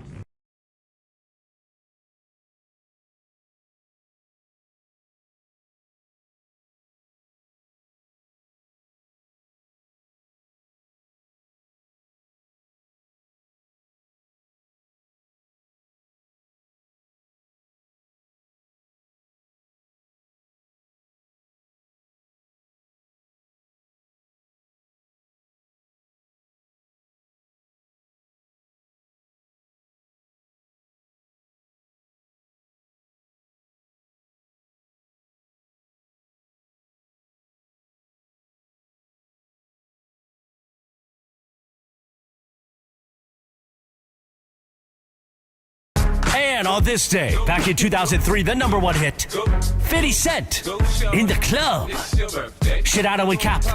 You know Cappy danced to this one in the mid-2000s. Sedano and Kap continues right now. Yeah. What you need. Oh, George, everybody who's watching on YouTube right now, and shout out to everybody who's in our YouTube live chat. You're seeing the moves right now. Yeah. Mia Rube. Yeah. Oh, I'm feeling it. Deep 20 knives in the club. Problem is, earlier in the show, we played that song, I'm happy, do. Pharrell. Yeah. That's not actually how it goes. Do. I don't know what that was. No, But it goes, I'm happy, bop it, beep, ba boop, boop, boop, ba beep, ba bop, beep, bop, ba bop. That's closer than what you did the first time, for sure. Dude, I got to tell you, George, I can't get that freaking song out of my head, man. Yeah, because it makes you happy. Yeah, that, and it's just one of those songs that just makes you feel snappy. Yeah. You know what I'm saying? Happy and snappy. That's right. Happy, snappy, cappy? That's correct. Okay. There you have it. Well done. Mm-hmm. Our YouTube live chat is on fire, just so you know. I know you're not participating. Don't care. I know you're anti-YouTube live chat. You know, you're all consumed with the circle of trust on Twitter, but when we're on YouTube, I'm in the live chat, and it's en fuego, just so you know. Yep. Don't care, huh? Yep. Just don't care. Don't care about the YouTube. Come on. Not one bit. Sorry. Every time you pick your nose, we all see it. Yeah. Well, I don't pick my nose, so there's that. I don't know. We all saw it. Yeah. I do. You definitely do. You know what people saw me do last week? They're like, did he just clean his ear out with his pen? Yeah. Stuck this pen right in my ear. People are like, that's gross. Hey, listen. You guys are seeing, all natural here, baby. What can I tell you? So. DNAKT tweets us. What's he say? Says Cap, 2 thumbs up. Sedano, 2 thumbs down. Yeah. The down. Lakers, this new version Lakers with a healthy AD and healthy Bron have a chance against anybody in the league. Yeah. Phoenix is good, but not that, in capital, good in the playoffs. All the chokers ring-wise. I mean, chokers? They were one like that. I know they lost to Milwaukee, but choked. Giannis was incredible, and by the way, that series could have flipped on one play, basically. Even though it was over in 6, but one play honestly changed the whole series. Chokers. I wouldn't call them chokers, and Kevin Durant is not a choker. Not yet. Yeah, not yet. Just wait until. Oh, he says even Lakers. KD, except when he has Steph. He got swept last year. He did get swept last year, but against the team that went to the finals. And by the way, in those sweeps, It was like, I think the entire, if you totaled all the points that they lost by, it was like 15 or something like that in 4 games. They still lost 4 games. I get it, but that series was a lot closer than a sweep. Every game was in the balance. I mean, the Buffalo Bills lost 4 Super Bowls. Right, but they also got their ass points. kicked. They also got their ass kicked in a lot of those Super Bowls. Oh, I was going to make a whole point that they barely lost all 4 of those games. No, they got crushed by the Cowboys, like 50-something to like 10 or something. I know, but who really remembers that other than you? So I do. I know. So if I was able to say they lost each one of those games by 1 point, Yeah. lost 4 Super Bowls by a grand total of 4 points, everybody would be like, damn, those were close games. That may be inaccurate, Right. but people would have that's believed the it. difference between you and me, is the inaccuracies. It was 52-17, actually. That's a close game. They the close one was the first one against the Giants, the wide right, where Bill Parcells did the clock, controlled the clock against the K-gun offense. Yeah. And Scott Norwood obviously infamously missed that. Then they got their ass kicked by Washington. That's when Thurman Thomas couldn't find his helmet, if you remember. Thermal. Yeah, and then who else? The Dallas one I mentioned. Then they lost to Dallas again by a bazillion points. Well, I mean, listen, if you wouldn't have known that, I could have gotten that by you. Yeah. But you know too much. You got too good of a memory, Sedano. Eugene Jones, Dallas wiped the floor in Game 7 at home versus Phoenix. I can't let that go. But they didn't have Kevin Durant on that team. Come on, tell him, people. Tell him. This Sedano guy, he don't know what he's talking about when it comes to NBA basketball. You guys act like Kevin Durant is just some dude out there. He is, just some guy. I mean, he's just some like tall, skinny when guy. he's healthy, he's probably or arguably the best player in the sport. Yeah, but just like AD, who everybody's waiting No, to get but hurt. there's a difference. Like Kevin Durant had a catastrophic injury. Like he's not historically Kevin Durant prior to the Achilles injury, which is a death sentence in a lot of cases in sports. Like he was incredibly healthy before that. Well, like everybody who's expecting AD to get hurt at some point, like I'm telling you, last night when AD got poked in the nose, everybody that was in the 7-10 suite was like, that's it. He's done for the year. I'm like, would you people calm down? No, but that's the problem. You know what I'm saying? Like, that's ridiculous. Well, I'm just telling you the way people reacted. I get it. You know, people are all expecting. Listen, I read an article the other day in the You LA did? Times. You read a whole article? Hey, don't get crazy, all right? I may have read the headline and the lead. Okay. But I read a piece the other day in the LA Times where it was like, hey, AD's playing so great. And the next paragraph was like, but he's going to get hurt any day now. Yeah. You know, I mean, that is the way people feel about Anthony Davis. Yeah. And you know what? I hope, because I like a great story. And I like somebody who perseveres. And I like somebody who proves people wrong. I'm rooting for AD now to prove all the doubters wrong. And if you don't believe in AD the way I believe in AD, you know what you can do, George? Go to hell? That's right. So now you're going to co-opt my entire phrase? I'm not going to co-op it. I'm going to just steal it. Right. Put it on a shirt.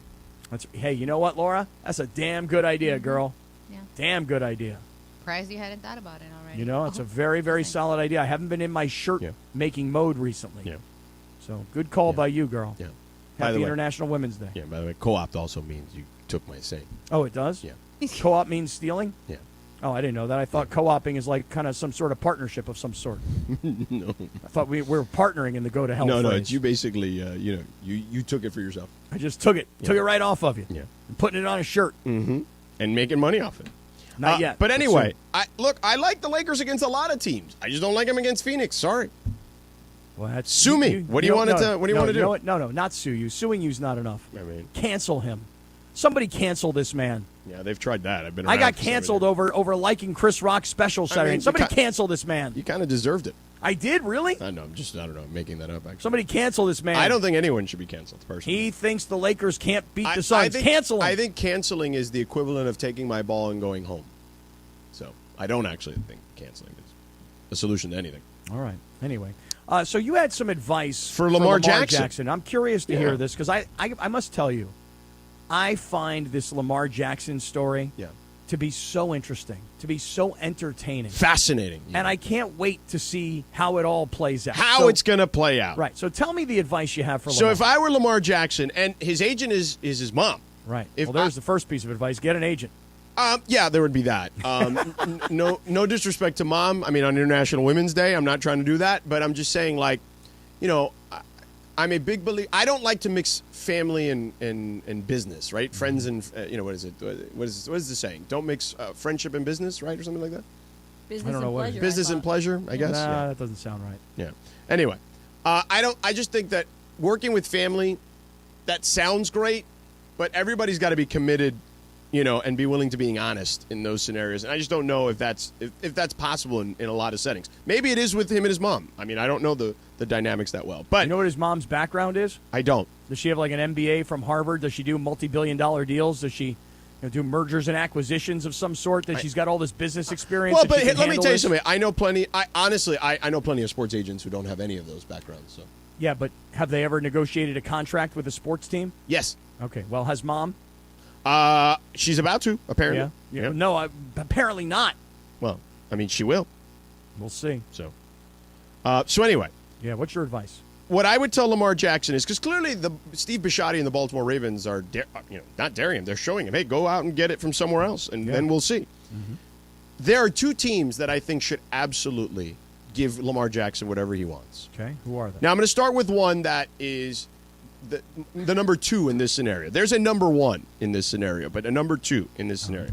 right. Okay? The option B is what I would call it. Mm-hmm. The Carolina Panthers. Okay? If you're the Carolina Panthers, like, what is your brand? Like, what do you have that's attractive on your team? What do you have that's attractive on your team? You got like a nice young defense, right? Yeah. You got like nice young defense, right? Like you got a couple players on offense that are okay. Yeah. I don't know But any of them. you're rolling out like 17 different quarterbacks last year, right? Yep, like that's right. you literally got a guy from the XFL, if I recall correctly. So you have a new head coach in Frank Reich, Mm-hmm.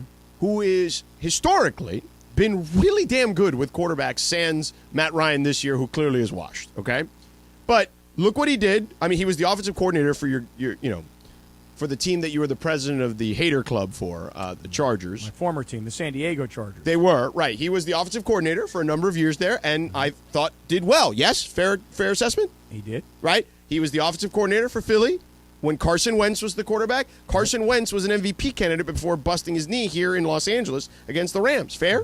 Yep, fair. Okay. Keep going. He resurrected Philip Rivers' career a second time in Indianapolis, correct? I don't know about that, but okay.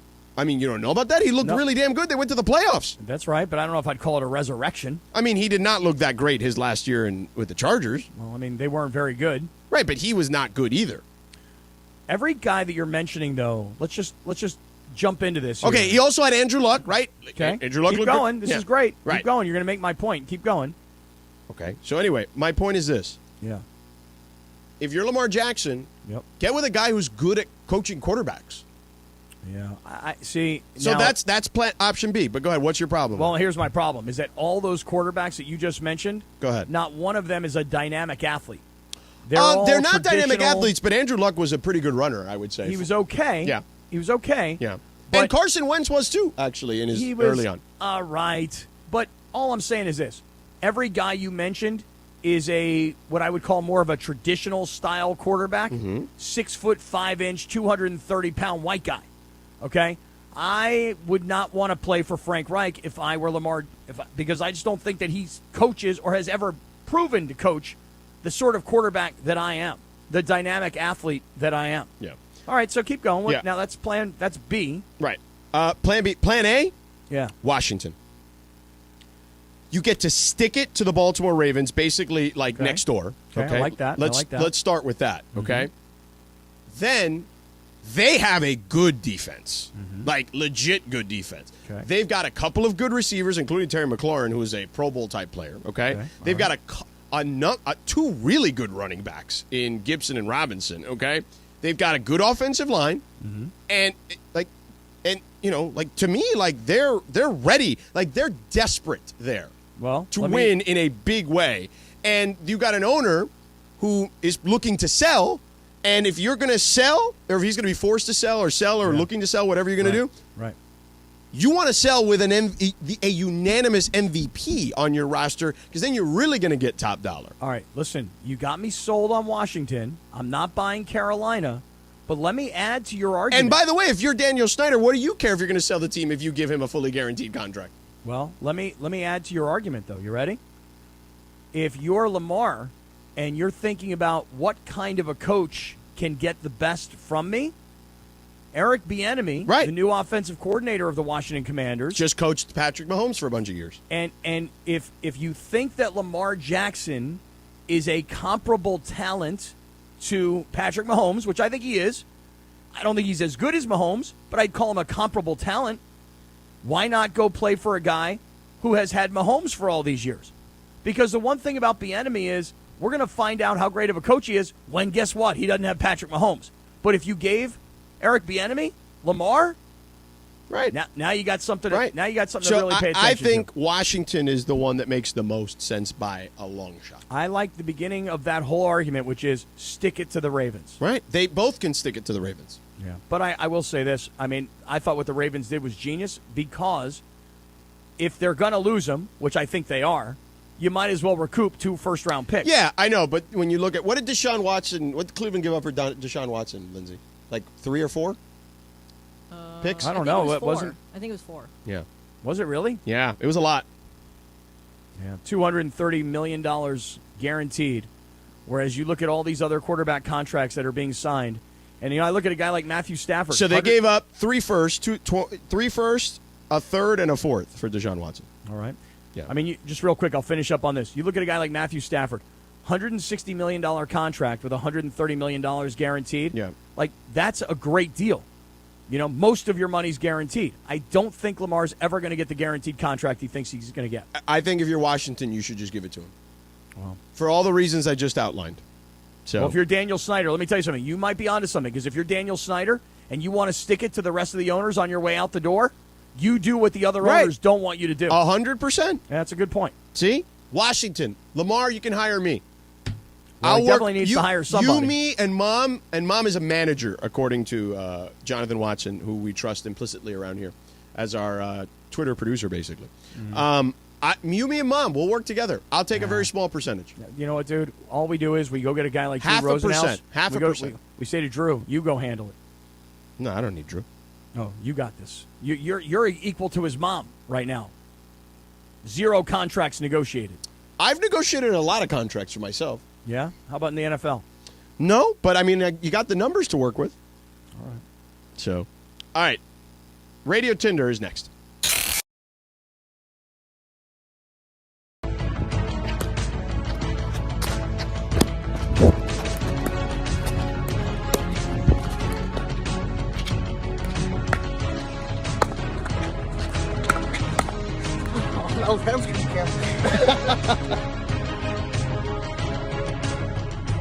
We were getting schooled by George Sedano, the most athletic guy at the station.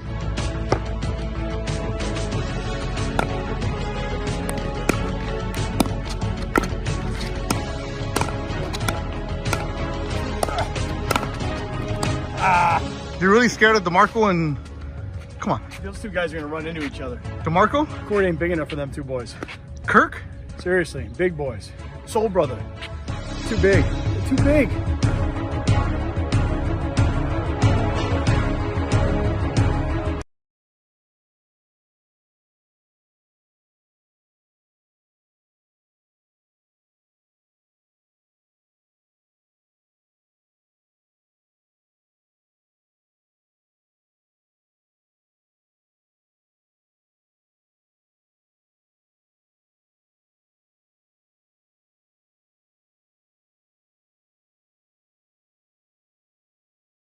Everybody, it's Cap. Listen, I want you to mark your calendars for March 16th. It's Thursday. It's the tip of the tournament, and we're all going to be at Yamava. Okay, so it's going to be Travis and Slee from 10 to 1. Mason's not going to be on vacation. Mason in Ireland, 1 to 4. Me and Sedano coming up from 4 to 7. There's all these amazing craft beers, incredible restaurants, 150 LED screen TVs. It's the 909, the greatest sports bar on the planet at Yamava. Thursday, March 16th. All day long. Mark your calendars. Be there. I'll see you at Yamava.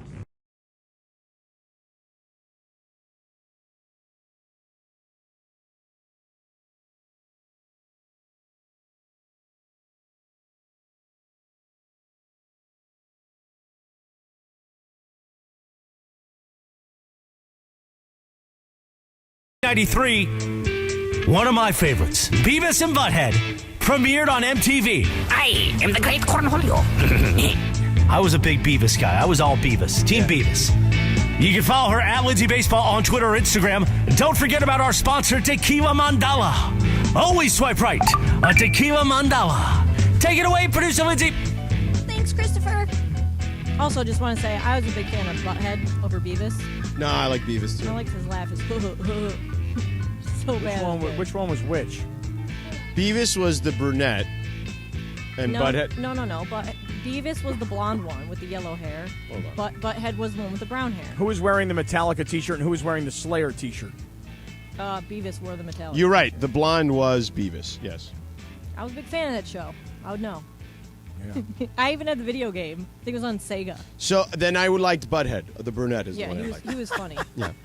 He's like, hey, Beavis. Yeah. Can't even do it. Hey, Beavis. See, you do it good.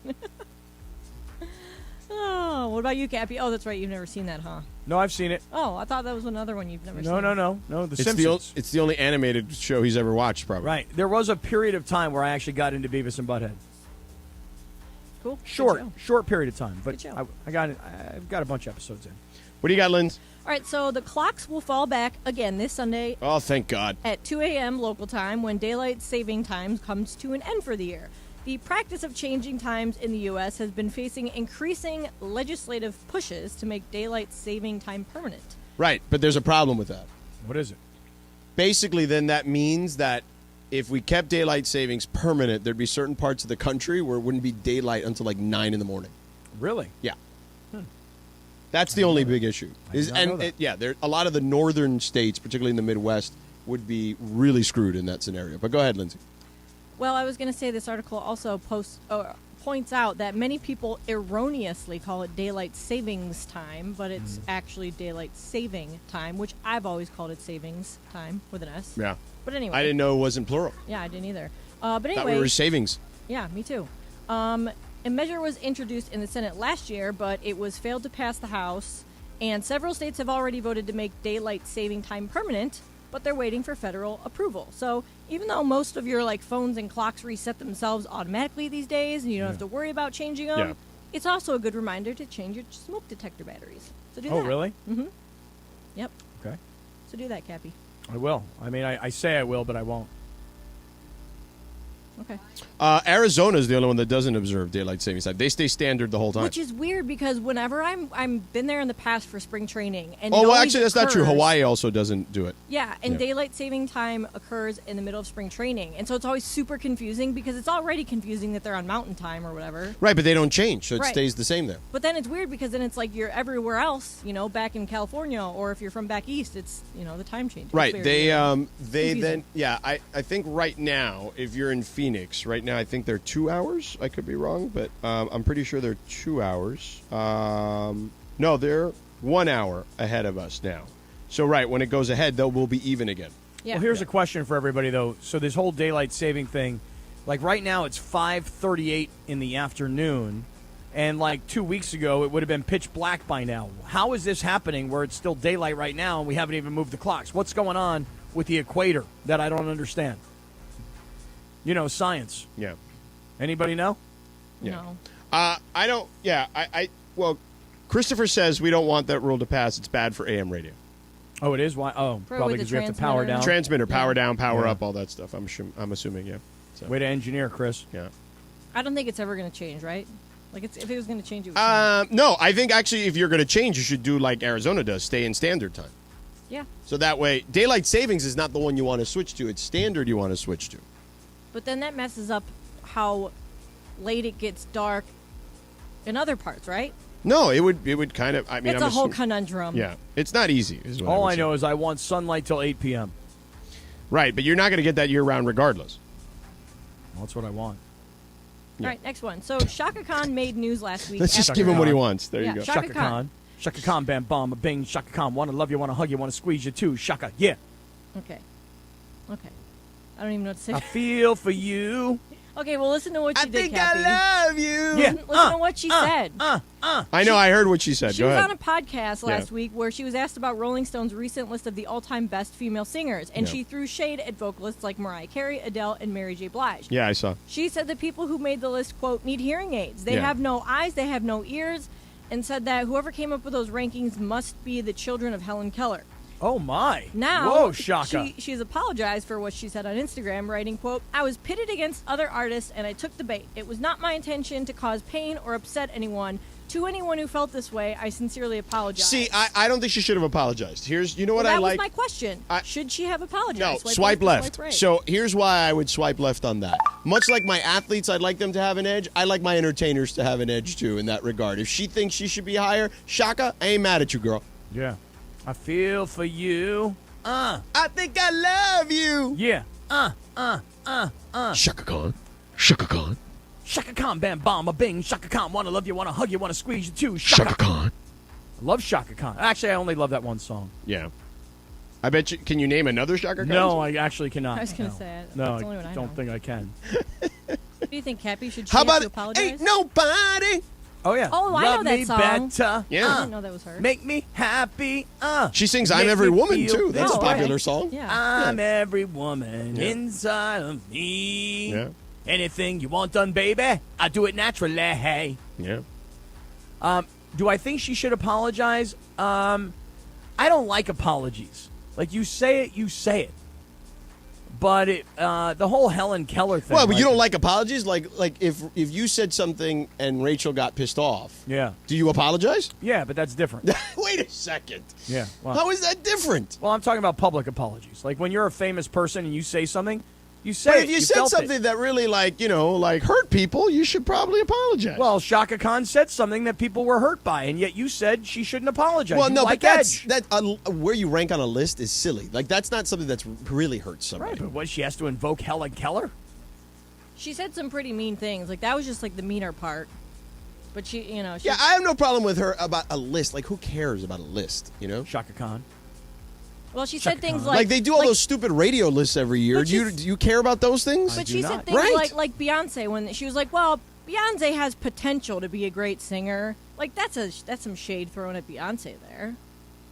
And saying that, if they think they're a great singer. I mean, listen, the Bayhive will come after her then. It's, she'll have to deal with the That's ramifications. probably why she apologized. Because the Bayhive went nuts, yeah. Right, she's like, please, don't beat me up. The problem I have with the apology is when somebody says, to anyone who felt this way or to anyone I offended, then I apologize. That's not a real apology. Well, I mean, not everybody was offended. Sure, but the point that, the fact that you have to say that, I feel like it's just That does phony. kind of defeat the purpose. Yeah, I'm with it's Lindsay. I phony. get that part of it. All right, one more. Go ahead. All right, Sean O'Malley believes that Francis Ngannou... Oh, Sean O'Malley, Sugar Sean. Yeah, he messed up big time by parting ways with the UFC. I kind of agree, unfortunately. So Ngannou, of course, to catch everybody up, was involved in a contract dispute with UFC, leading to his departure and Right. relinquishing the heavyweight title back in January. Correct, because now he'd be fighting John Jones and be making a bazillion Exactly, dollars. and it would be like a huge mega fight. Everyone would be talking about it, but Right. instead, You got to fight Stipe, who's fine, but he's not Francis Ngannou. he's not the big star, the big name, the right. personality. Yeah. So now Ngannou is basically trying to get in the boxing world, and he's received interest from some of boxing's biggest names like Tyson Fury and Deontay Wilder. But Sean O'Malley thinks that Ngannou no longer being a UFC fighter makes him a less lucrative option. He said that leaving UFC is going to be the biggest mistake of his life. Do you guys agree with Sean O'Malley? Swipe left or swipe right? I do agree with him. We discussed this at the time, and I had a very similar take to Sugar Sean O'Malley. So, yeah, I do think, unfortunately, while I applaud him for having the, coconuts to do it, I just don't think it's actually going to work for him personally, because I don't think he has this, overwhelmingly interesting personality. By the way, like Sean O'Malley does, okay? Like John Jones does, okay? Like, if John Jones wanted to fight outside of the UFC, I think a lot of people would be interested in that. But I don't think Francis Ngannou has that. By the way, Cappy, Sugar Sean O'Malley would be your... when you watch, the next time he fights in the UFC, you should watch. Because I think he's your kind of guy. He is, huh? He's just very flashy. Sugar Sean O'Malley. He's got, the crazy colored hair with the braids and SUGA, stuff. not sugar. Oh, Sugar. Oh no, I know this guy. Oh yeah, I know him. He kind of reminds me of that one rapper. What was his name? That had the teeth. You mean like he had the grill? Yeah, he had the grill, and he. Oh my gosh, this is gonna Flava drive me Flav? crazy. No, he's a white rapper. Shotgun Kelly? Stitches? No, it's not Paul Wall. No, he had the braids. Oh, it's gonna drive me nuts. Yeah. Somebody. Anyway, all right. So, Cappy, you should watch Sugar Sean O'Malley. But anyway, I've Francis seen him. Ngannou, if you yeah. got Well, here's thoughts. here's the thing though. See, when these guys who think that they're big stars leave the UFC and they think that they're going to go to some other promotion, like they're going to make Bellator all of a sudden, they're not. You know, maybe a guy like John Jones could be impactful if he left and went to Bellator and people wanted to still see him fight. But in Ngannou, not the case. So, big miscalculation by my man. And as far as, like, watching him box, I don't know if I need to see that. When is Sugar Sean O'Malley going to fight again, actually? Do we have, like, a fight with him coming up? I feel like that'd be we should watch that with Cappy. I think he has he just had one, 2 months ago? Yeah, I guess Peter Yan. Oh, I remember that fight against Peter Yan. That was a great fight. No, you didn't. You're right, I don't. Sugar. I like the fro he got rocking, though. Yeah. Who's the guy in the UFC, or maybe he's mixed martial arts? Oh, he wants guy? to fight Aljamain Sterling. Yeah, that's who he wants to fight. That's what it is. Who's the guy that drinks the beer out of other people's shoes? Tai Tuivasa. Yeah. He calls him a shoey. Yeah, because he gets down, he wins, and then he finds somebody in the stands. He takes their shoe off and puts a beer in there and drinks it. Yeah, I drank a shoey of my own shoe on ESPN Plus one day during one of those fights. Would you drink a shoey out of my shoe? No. Why not? No. Why, you think my feet I'd are actually dirty? only worn that shoe once and put the drink in it. You think my feet are dirty? Yeah, I mean, I've seen your feet. They're gross. You think they stink? Well, and you have that gross nail thing. Well, my toenail, is definitely disgusting. Riff Raff. That's who I'm thinking of. Riff Raff. Oh, Riff Raff. Yes. Don't know him. Yeah. All right, that is Radio Tinder each and every day at 5:30 adjacent. Coming up next, Cappy, by the way, brought to you by our friends at Tequila Mandala. Always swipe right on Tequila Mandala. Award-winning small batch premium sippy tequila made from the finest mature agaves, available everywhere fine tequilas are sold. Visit their website, tequilamandala.com. Dave McMiniman. We'll talk some Lakers basketball with him next.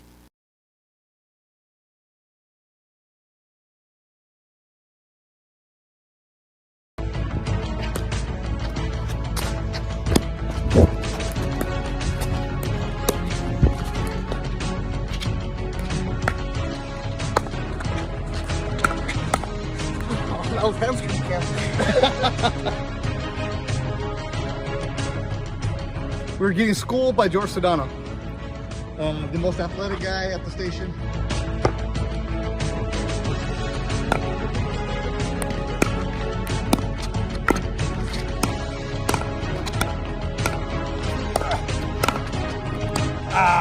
You're really scared of DeMarco and... Come on. Those two guys are going to run into each other. DeMarco? Court ain't big enough for them two boys. Kirk? Seriously, big boys. Soul brother. Too big. They're too big.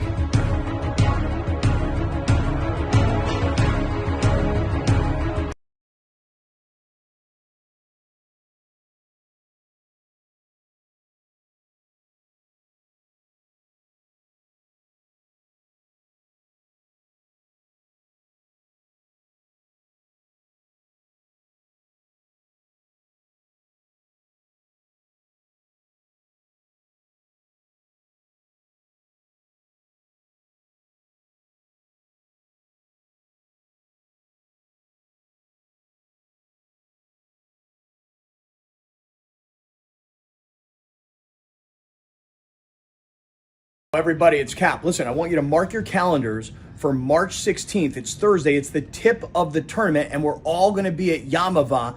Okay, so it's going to be Travis and Slee from 10 to 1.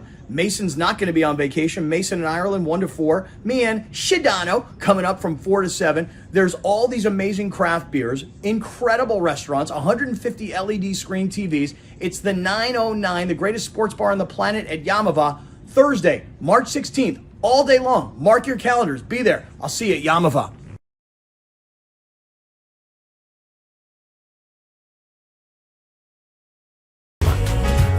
You know who seems like a Dawson's Creek kind of guy?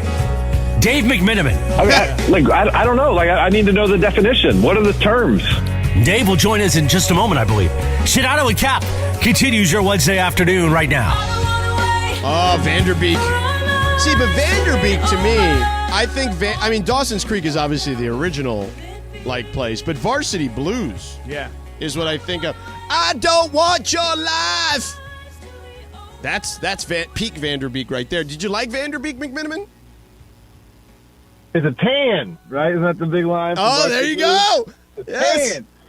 Excellent. Were you a Dawson's Creek guy? I like Dawson's Creek, but I was more of a Pacey guy. Oh, okay. All right. Fair enough. I feel like he had more personality. Dawson just had like the brooding look. Yeah, that got him the attention. Yeah, he's just like he was just like the prototypical like cute little protagonist. You know what I mean on the episode. That's basically what he's the goody two shoes. That kid. Yeah. So I feel like we caught you in a very emotional day. I want to talk Lakers with you, but while I have you, your guy Jim Boeheim retires today after 47 years as the head coach of Syracuse. They lose to Wake Forest in the ACC tournament. Like, how did that news hit you? Did you just expect it at this point? Georgia did not. I mean, certainly expected it sometime in the next year, and I thought it was possible that it would occur this offseason.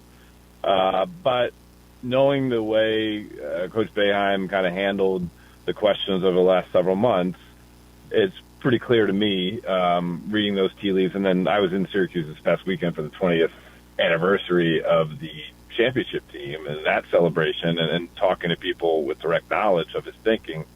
He wanted one more year. He wanted to be able to go out with just a little bit more of a high note. He believed in the group as they got better this season.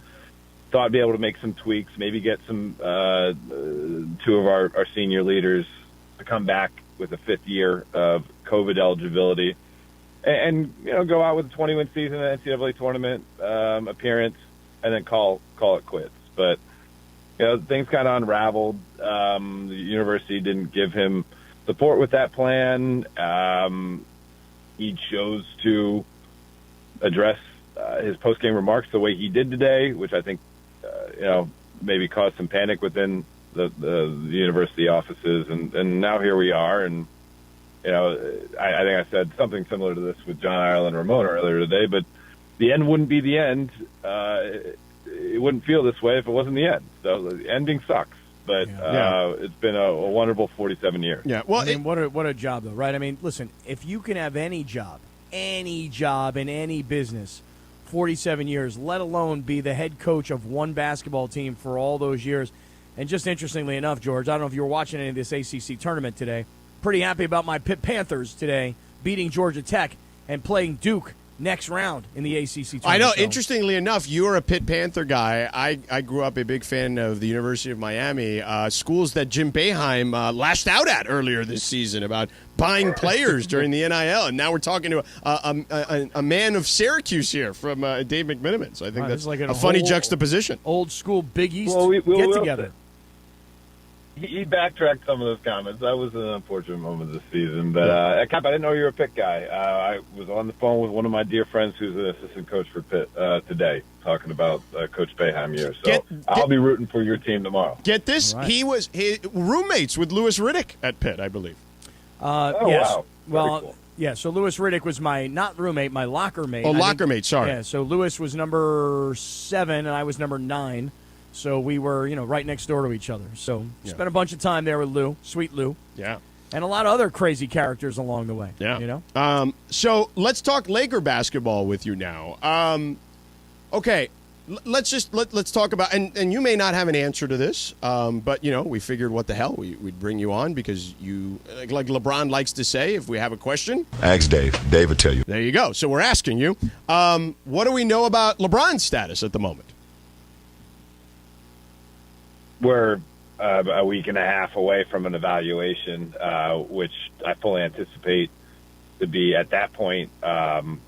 Even good news would not suggest any imminent return. So, that's where we're at right now. He was excused from last night's game. The team termed it medical reasons. Of course, his son was playing a crucial playoff game, which he lost. So it ended up being the last game of Bronny's high school career. Based on social media reports, I don't believe LeBron was there, but also part of my brain's like, that doesn't really make sense. So if he's not going to be with the Lakers, why not be at that game? But, that's what we know. We're waiting on a, update about 10 days. And I think even if things are looking positive at that point, that would be an additional timeline added at that point. So, Dave, do you just take a guess here? I mean, make a prediction, if you will. Do you not think he'll make it back during the regular season? I don't have a prediction on that. I think when the time the injury occurred, it was about 5.5 weeks remaining in the regular season.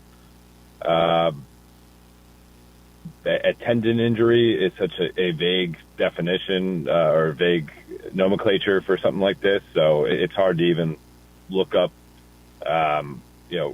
comparable injuries to other guys and see what their timeline was, and it's state secrets from Lakers and LeBron's camp as to more details about the injuries. So, no, I don't have a prediction. I don't have the information to make the prediction on. And I don't blame you because you're going to say something, you'll get aggregated, and all of a sudden it's Dave McMiniman. You and I have actually been down that road. Cap doesn't know this story. Oh, yes, we have. You and I asked you I don't even remember what it was, but I asked you something, and then you said it, and then it was on First Take, and then LeBron took an Instagram video of you, of it saying Dave McMiniman on the Sedano show on 710 ESPN, it with like a little lower third graphic, and LeBron going, "That's not true!" Whatever the hell it was, but it was hilarious. Hilarious for you, perhaps. Yeah, that was the... it popped up on just about every program on the four-letter the following day. Yeah. And what was it? Do you remember? Yeah. Yeah, I was in Philly to cover Hawks Sixers playoff series. Right. Always happy to join you, but I'm running out of the pregame availability to talk to you from the hallway at Wells Fargo Arena in Philly, and we were talking. It was this was not very long after. Actually, it was Brooklyn Sixers, I should say. Not very long after the Lakers season had ended, LeBron's first year in LA, they don't make the playoffs. Right. Magic Johnson steps down, and it was something along the lines of, well, what do you think this means for LeBron's future in LA? And I said, I think there's trust issues there. How could there not be? And, then that becomes a lower third, McMenamin, LeBron facing trust issues. That's right. Cappy would be so jealous. You wish that would happen. Totally. You see? Oh, my God, for sure. I would like, Damn first it. of all, George, don't act like you didn't love it. I mean, if it said it was on the Sedano show, it's good for you. I text Dave. I was like, bro, I'm so sorry, but it's hilarious. Aggregation, all up in it. And it was like self-inflicted. We did it to ourselves in that scenario. So anyway, Dave, all right, let's just talk about this team right now, real quick, because we only have like literally one more question for you because we got to run. And thank you for the time as always. So let's say D'Angelo comes back sooner rather than later, which seems to be the case. Let's say LeBron comes back and is relatively healthy, I guess, let's say, for argument's sake. Like, who are the teams in the West that you think the Lakers can absolutely contend with in a series if they get that far?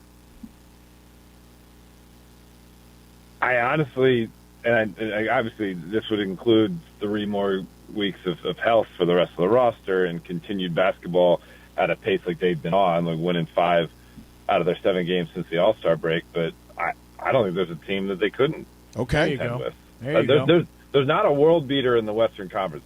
The Phoenix Suns could be a world beater 3 weeks from now.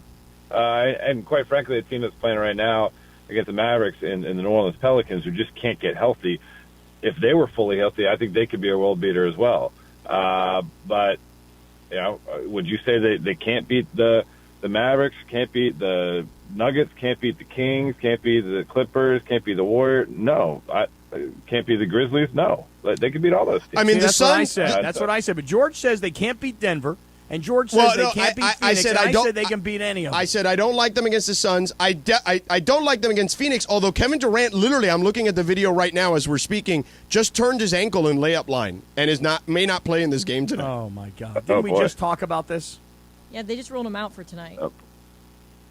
Yeah, I'm looking at the video. I mean, that's not a good sign. But listen, I know from talking to people in that locker room, Denver is not a team that intimidates them.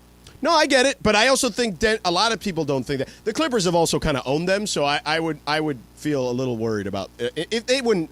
The chances of them playing each other are slim, but I don't like their chances against the Clippers either. I actually would I agree with you there. I'd be more reticent to pick them against the Clippers compared to some of those other teams we rattled off. But the fact of the matter is, if they get AD like this, the rest of the roster healthy, LeBron looking to prove something and also feeling pain-free on that foot, they can do some damage. They can make an enjoyable playoff run for these Lakers fans this spring. Well, listen, we would welcome it here because we need the games, to be honest, on this station. I'm going to be honest with you. I'm rooting for content at this point. Yeah. I mean, more than anything else. So, wow, I'm just watching this Durant thing. This is really bad. It's self-inflicted. It's crazy. He was just warming up in layup line. Yeah, I mean, not layup line, but just warming up. He looks super clumsy on this play. Yeah, which is not what he normally looks like. Durant must have some trust issues with the sneakers right now. There you go. Right. McMiniman. Issues. First take tomorrow. It'll be all over. There it is. And this time on the Sedano and Cap show. So I'm very happy you said that. You will feel better about it, Kaplan. Yes. All right, McMiniman, thank you for the time as always, brother. Appreciate it. McMiniman. Yes, sir. Go Pitt. Go Pitt. There you Hail go. to Pitt. There you go. All right, there was you for that, McMiniman. Dave. All right, coming up next, Cappy, let's get into the Lakers a little further. Let's kind of digest some of the stuff Dave said.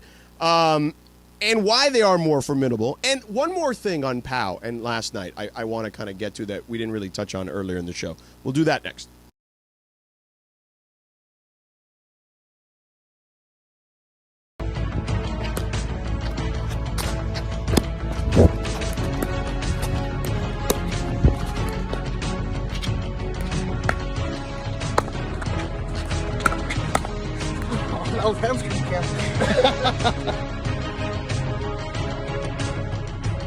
We were getting schooled by George Sedano, the most athletic guy at the station.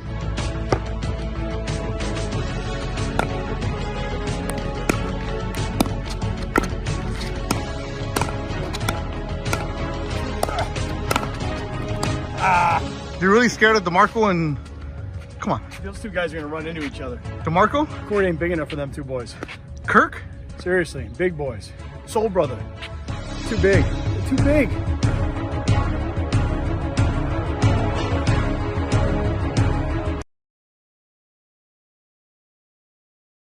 Everybody, it's Cap. Listen, I want you to mark your calendars for March 16th. It's Thursday. It's the tip of the tournament, and we're all going to be at Yamava.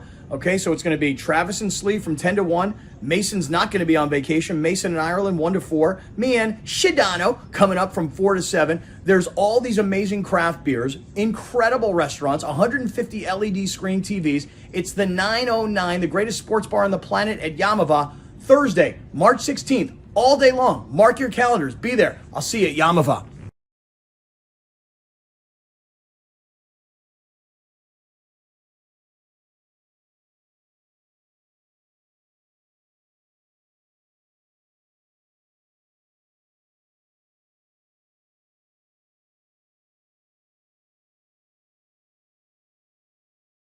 All right, I'm talking to all 710 listeners right now. Let's start off with this. March 18th, it's a Saturday afternoon, Miles Square Park in Fountain Valley. That is where I am about to teach everybody a little bit about pickleball. And the reason is because you see my father here is a world champion pickleball player. And while I have never played pickleball, not one time in my entire life, I already got my own racket. To know what you need to know. Let's do it. What you need to know right now. What you need to know is brought to you by Morongo Casino Resort and Spa. Good times, less than 90 minutes from wherever you are. Linz, what do you got? Well, if you're a big fan of Panda Express, guess what? They're giving away mini walks in Los Angeles tomorrow. So tomorrow, between 10 a.m. and 2 p.m., according to a news release from the restaurant chain, the giveaway is to promote a new menu item, sizzling shrimp, which Panda Express describes as a mixture of seafood and fresh vegetables wok-tossed in a tangy sauce. So yeah, the wok is worth $30, and if you want to show up and buy some sizzling shrimp, you get a free wok to go along with it. No way. Yeah. The wok itself, huh? Yep. A free wok. Yeah, and if you want to know if the Panda Express near you, which it's only in the LA area, I guess, is giving away the woks, you can go to pandaexpress.com/promo/mini-wok. So there you go.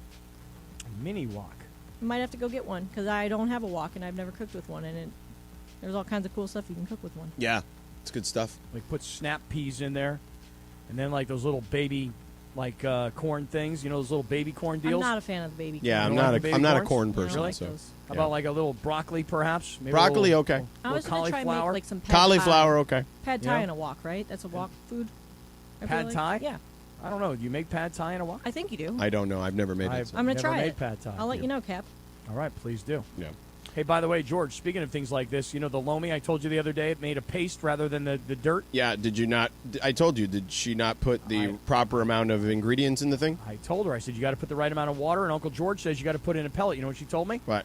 She had taken a bunch of stuff out of the freezer, didn't properly defrost it, there and you threw go. it into the lomi. That's your problem. And it turned into a paste. Yeah. Yeah, you got to do that. Yeah. Yeah, you got to defrost for sure. It's got to be room temperature. The lomi was making so much noise. I was like, what's wrong with this thing? It was like, yo, I'm freezing. Yeah. Yeah, and the thing was probably still iced up. That's Yeah. what the noise you heard probably was. It was like your daughter because you won't pay for heating. That's right. By the way, I'm cold in here right now. So ridiculous. All right, that is what you need to know, brought to you by Morongo Casino Resort and Spa. Good times, less than 90 minutes from wherever you are. So I'm looking at the reports from the Kevin Durant thing. So a couple of the guys that cover the team say that he, somebody's going to get in trouble there. He slipped on a wet spot. Oh, No my way. God. No. I mean, listen, all you have to do is obviously, go into your search bar on Twitter and put in Kevin Durant, and the video will pop right up. And I say it like that because most of you know that. But, like, for me, this is like a major accomplishment. Mm-hmm.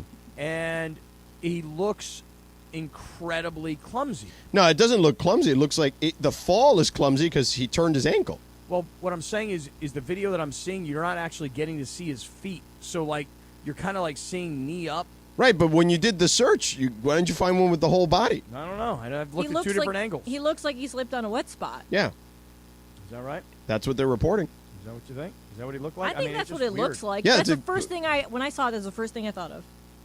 I don't know the way it's like, I don't know. He leaves with his left foot, like he's jumping off the ground with his left foot, but he's like in the air and he's twisting and his right Because foot, when the ankle turned, he kicked the other leg. Like, what the hell was that? And like just hit the ground because he didn't want to turn the other ankle probably too. Is my well, I guess. don't know which angle is hurt. And which is it the left ankle or the right? the ankle? left.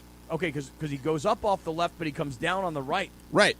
It's the left. The left is the one, and that's when he was like, "Whoa!" Like you could just tell. Okay, now I've got the full angle here. Yeah. I've expanded the video. Yeah, that probably was a. Ooh. Yeah, you see, it was really bad. Imagine being a Suns fan, and that's like Katie's first home game, and you find out 10 minutes before tip-off.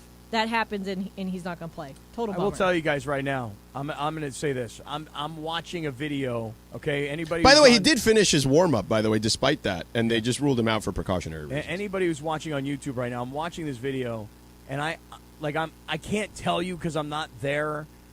It just doesn't look like a wet spot to me. It just looks like he just twisted his ankle.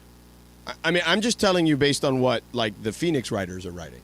They're talking about the floor not being right. It's Kevin Durant. I mean, he's like the best basketball player in the NBA, and you're calling him clumsy? I mean, yes, that's what I'm Dwayne calling it. Rankins, who has covered that team for a long time, is like, you got to get this floor right. Like, what are you doing? Well, I'll tell you what, man. He steps with his left foot. His ankle twists. I don't see it slip per se, like as if it were wet.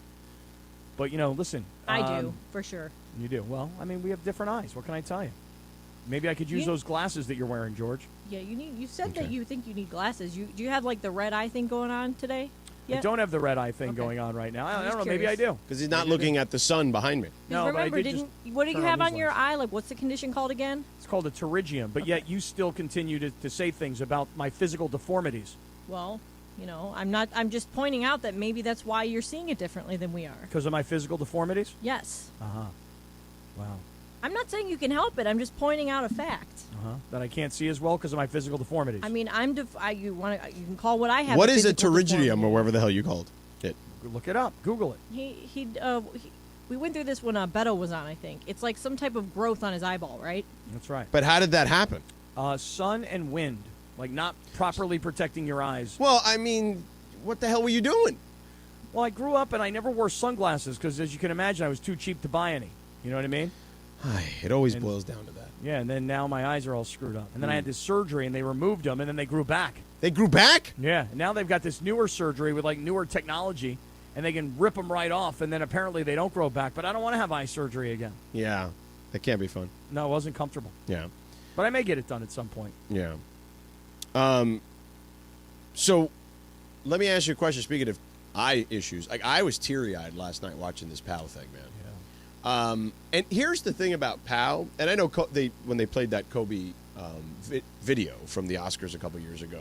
That was amazing. I'd never seen that before. Yeah, it was on the internet. It was all over the internet back then. I never searched it before, and that was amazing. When I saw that last night, I was like, So whoa. when I ripped the guy from Fox Sports who said that Pau didn't deserve to have his jersey retired or something or whatever. Which guy said this? It was Craig Carton. Yeah, He's like a New York guy. The New York guy, yeah. I know Craig. We used to share an office together. I know him. And then a bunch of people actually posted that video under it.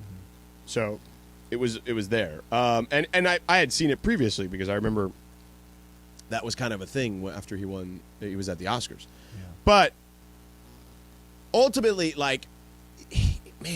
history would be so different if Pau Gasol didn't come to this team. There was a legitimate chance Kobe was going to be out, or at least wanted out, right? Like, that was a real threat, like a real thing. And it would have who knows what the rest of Lakers history looks like after 2007 in that scenario? Because if, let's say, Kobe leaves, then what? You know what I mean? Like, you can make the case, well, the Lakers eventually figure it out, right? But look at before LeBron, right? It took them a long time to figure it out. So, and without Kobe, maybe winning more championships, does LeBron come here? Right? Like, there's just so many things that could have gone differently had that deal not been made. That Pau Gasol, on top of his incredible play and just being one of the more unique players we saw at that position, and just being like just a perfect fit with Kobe both on and off the floor. God, unbelievably deserving, but also one of the more underrated players, I think, of his era for sure. Well, I think this, last night, the ceremony, for anybody that was watching, listen, I was there last night, and during the first half of the game, early in one of the timeouts, they showed Pau. And everybody was cheering, standing O. I mean, it really went on, George, for quite a long time. So Pau finally stands up, and he's got his baby in his hand, and he kind of waves to the crowd. And it just kept going on and on. There was a lot of love in the building for him last night. But it was undeniable, okay? If you watched it or if you were there last night, it is undeniable that so much of the Pau Gasol Lakers story is Pau and Kobe. Maybe I should say it, Kobe and Pau. He was a great player and a great teammate on two championship teams. Those were Kobe's teams. Those two guys were like brothers. Again, the way they played together and the way they got along off the floor. I mean, even Vanessa Bryant last night, she's the one that was making these introductions. She's the one that was standing right behind Pau while he's making his speech. So much of Pau Gasol's Laker legend is very much tied up in Kobe. In fact, really, again, last night, if you were there and you saw all of it, look, they had Phil Jackson send a video. It was all about Pau. Derek Fisher sent a video. It was all about Pau. But the reality is the presentation of Gasol was, it was 50-50 Kobe and Pau. Their partnership, their brotherhood, the championships they won together, they're tied together. And then that video where Kobe says, I can't wait until one day his number is retired and it's right by mine. And then the emotion of them showing, they unveil the jersey and it is right by Kobe. It was emotional because of what we know now about, what happened several years back to Kobe. It made it that much more. It would have just been a regular celebration of, hey, he was a nice player. But the Kobe connection to the Pau story made last night that much more emotional. And I'm telling you, Laura was like bawling. People in the suite were crying. I could see down in the stand. People were wiping their tears. It was a very, very emotional ceremony last night. And I'll say this, last thing. Great job by the Lakers. We bust their chops all the time. The roster, the front office, the lack of analytics, blah, blah, blah. When they put on a show, they put on a show. And last night was A-list. Great job, everybody. All right, Cappy, we got to go to break. We're way over. Can you tell them about the Yamaha tournament real quick? Oh, I'd love to do that. Yeah, and by the way, coming up next, we've got Trouble in Paradise with the Rams and apparently a scandal now revolving around you on the YouTube /Circle of Trust. Oh, really? There's a scandal? Yep. I love a good scandal, and the fact that I'm in the middle of it, great. Hey, ESPNLA is taking over.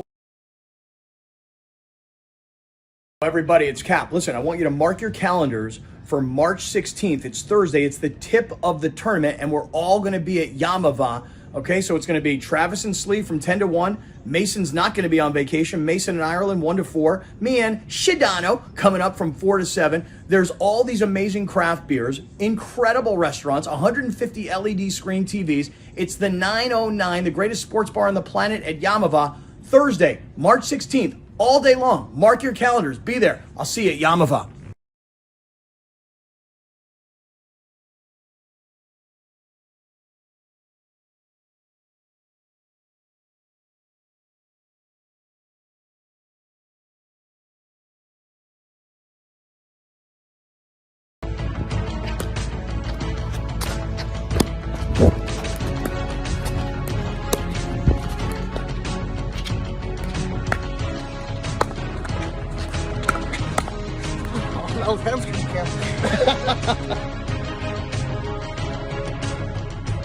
We were getting schooled by George Sedano, the most athletic guy at the station.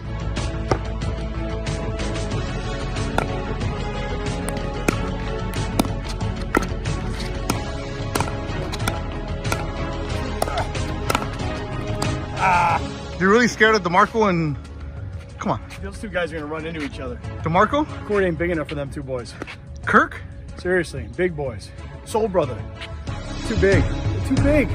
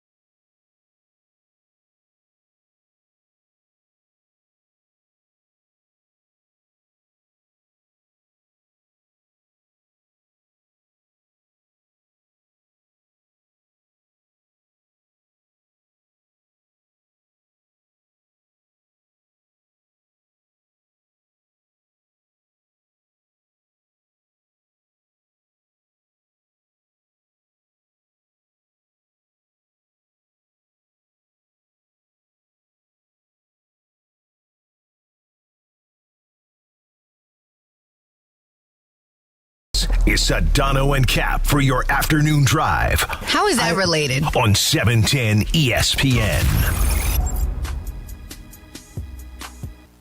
So Kirk Morrison going to join us here in just a second. We also have a Cappy controversy. Can't wait to hear that. We'll discuss that after Kirk, though. I don't want to waste Kirk's time with our nonsense.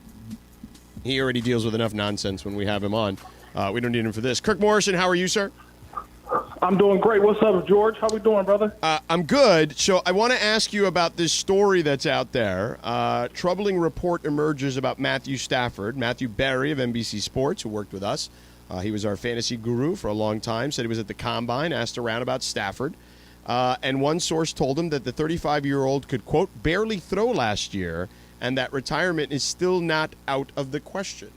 Now, look, you're around that team as much as anyone.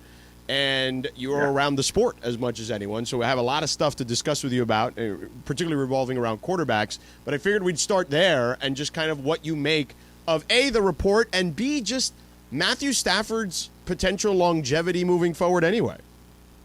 Yeah, you know what? I heard similar reports, rumors down in Indianapolis last week and being there, but then I also heard some other sources that basically told me that Matthew Stafford last year was just not 100%. He came back a little bit too soon. The injuries that he had the previous year never healed, and he tried to tough it out and tried to just, I'm Matthew Stafford. I've done this my whole career.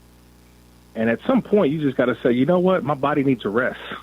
He played the longest season of his career, the previous one, in winning a Super Bowl. He was not 100%. So a lot of those things from last year were honestly because of what he endured in the Super Bowl winning year. That this year seems to be on track, and I think that's the reason why. Same with Odell Beckham. I mean, I know I'm bringing him in as well. These guys suffered some injuries that just would not allow them to be 100% in this past year. That's why I see guys like Odell, guys like obviously Matthew Stafford. We'll see Cooper Kupp as well. This would be some much different players in 2023, having time to really heal and sit back. I mean, heck, even Aaron Donald, who missed time down the stretch, was banged up. So this is a team that just honestly needed rest, but more importantly, their signal caller, Matthew Stafford, needed it the most. Yeah, but Kirk, listen, training camp last year, we started talking about Stafford's arm, and, you know, everybody tried to make it seem like it wasn't any big deal, and it probably was a really big deal. And I wonder, you know, the player himself has to think about it, and the team, the organization has to know. I mean, I just feel like everybody probably should have had a better read on how serious the injury was, because we were talking about it at the beginning of training camp, if you remember. Yeah, no, it was something in which, you know, you thought that over time it'd be better, especially if you hold back the workload, right? We see it in the NBA all the time, right? Load management. And so they went with that approach with Matthew Stafford and how his weekly preparation was. You thought that it would get better over the course of the season, and it never did. And I think from the sources that I've talked to is that he's ready to go for this year. He'll be back to being 100%. And I think what happened, he just tried to push it last year. And the Rams were well aware of it. But yet, I think at the time, you just felt that Matthew Stafford has been sort of invincible throughout his career. He's dealt with injuries while playing with the Detroit Lions. But for the first time, it was a situation where this one just didn't feel right. And you multiply some of the other injuries and an offensive line that was just a makeshift at point. Yeah, I'd rather sit him out and allow him to get better and heal up. So I think that has to be the conversation moving forward now. But do you obviously have a backup plan? For sure. Are the Rams in line to probably grab a backup quarterback? Who knows? I mean, Baker Mayfield's still obviously a possibility, but the Rams know that they can't go they can't go on the cheap when it comes to the backup quarterback this year. Okay, fair enough. Kirk Morrison with us here. I want to ask you about the Raiders in a second, but Lamar Jackson, hear me out real quick. This is what he should do. Sure. I'm going to give him some free advice.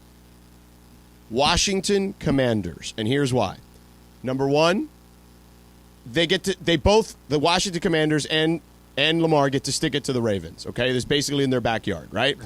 And they're right, then they're the big team in theory in that region, right? So there's that. Daniel Snyder's looking to sell this team.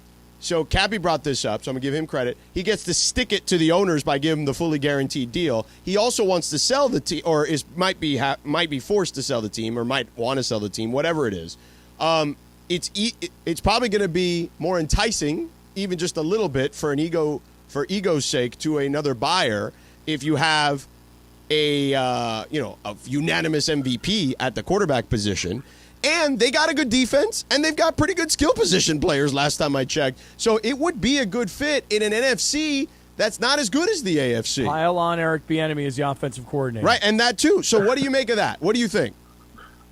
I think you also look at the head coach, too, and Ron Rivera, who also worked with another pulverizing quarterback in Cam Newton. And actually both those two went to the Super Bowl 50 against the Denver Broncos. Right.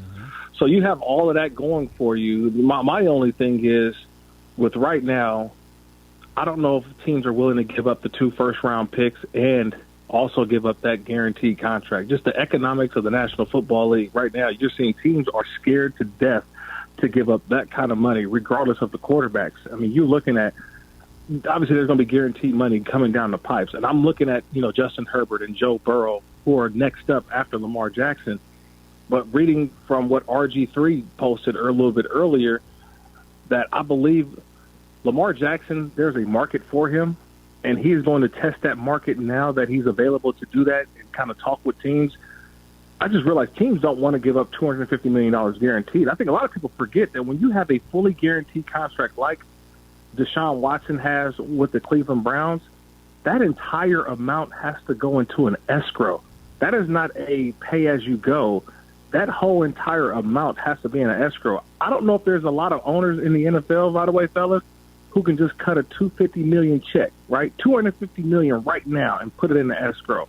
That also has a lot to do with it, especially when it comes to the economics of not a lot of owners. And you guys know this, fellas. Not a lot of owners have that kind of capital. Liquid, right. Can Washington stick? Yeah, the liquid capital. Can Washington do that? Can Snyder do that? Possibly, but I just don't see it. I don't see it financially. That is an excellent point that I have not heard anyone else anywhere bring up, Kirk Morrison, which is part of the reason we bring you on this show. I've actually never heard it either, that if you have guaranteed contracts, because let's face it, there are no guaranteed contracts in the NFL. And even if you argued, well, that Kirk Cousins had a guaranteed contract, it was a 2-year, $80 million contract. That's all. 2 years, $80 million contract, yeah. The Wolf family were able to cut that check. You know, that's an easy way to put in the escrow, but we're talking about 250 liquid cash. That's a lot of owners. Now, Stan Kroenke can do that. Not a lot of many people can do that. Yeah, but straight cash, homie, like Randy would say. Right, but we argue about this all the time, Kirk. George and I argue about this all the time. I say no one is going to give Lamar Jackson a fully guaranteed contract. Not going to happen. And George brings up an interesting point about Daniel Snyder, because he could stick it to the other owners on his way out the door. But because of what Cleveland did, I just don't think anybody else is ever going to do that. So if I'm Lamar, I'm not so focused on a fully guaranteed contract. I'm more focused on, we get back to Matthew Stafford. Stafford's got a $160 million contract, $130 is guaranteed. I just want to get as much guaranteed money as I can. Do you think anybody will give Lamar a fully guaranteed contract?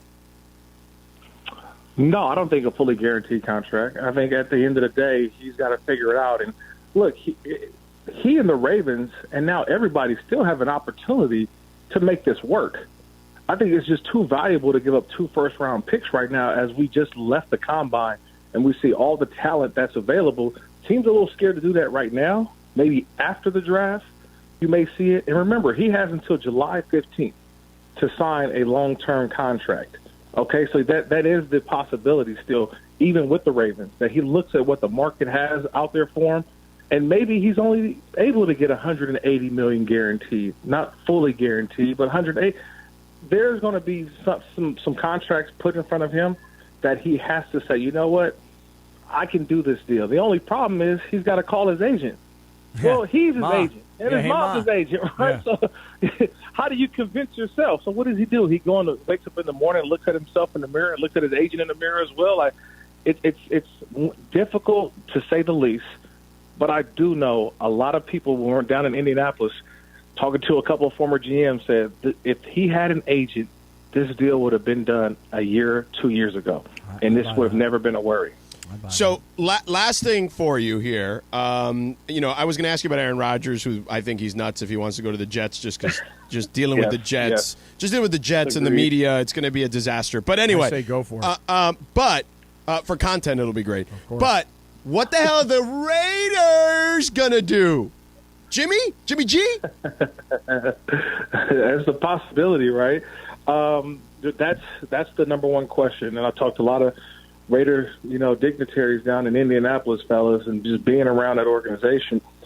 The plan is, I honestly, I don't know. I mean, I spoke with Josh McDaniels, and I kind of had say, hey, what are you thinking? What's on your mind? He's like, hey, we're going to go out and try to find the best football player available. And I think what happens is, too, it really comes down to the trust of Mark Davis. What does he feel is best for the organization? Because you have an opportunity to draft one of these quarterbacks with the position that the Raiders are picking at 7. Maybe trading up to get to one of these guys, whether it's Will Levis. I mean, Anthony Richardson looks like a Greek god, by the way, the Florida quarterback. Then you still have Bryce Young, who's available if the team wants to trade up. And then also C.J. Stroud. So the Raiders, I think that their plan right now is to bring in a veteran, but I wouldn't be surprised if they fall in love with one of these quarterbacks coming out in the draft. And my only thing is, can this quarterback be ready to go right away? Because if I'm Devontae Adams, not Richardson. I traded in not Richard. He's not ready to go. He traded in Aaron Rodgers for Derek Carr. He still had another outstanding year. But you think Devontae Adams and Josh Jacobs, some of these guys want to break in a rookie quarterback? No, I think the Raiders are kind of stuck into that veteran model at quarterback, and we'll see how it works. We'll see how it kind of transpires over the next couple weeks. But it's the fun time of the year, fellas. I love this. Yeah. Well, wait a second. Hold on. Well, no, we got to go, Cappy. I know we do. I know we got to go. Kirk, I just want to ask you one last quick thing. Please, be quick. You ready? Yes. Have you been practicing pickleball? Twice. And how are you? Nice. Okay, that's it. Twice and nice. I'm done. That's Twice it. and nice. Gotta go. All right, we're done here. Kirk, thank you, buddy. Always appreciate it. Hope that was quick enough for you. Yes, All right, sir. fellas, appreciate it. Yes, sir. Take care. There he is, Kirk Morrison. Twice and nice, Cappy. That's all we needed. We will have thrice and nice in Big Deal or No Deal. 3 questions.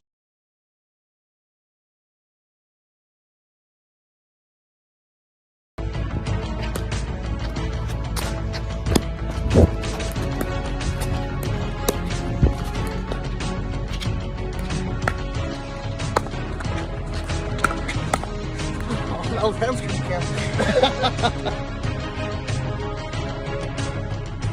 We were getting schooled by George Sedano, the most athletic guy at the station.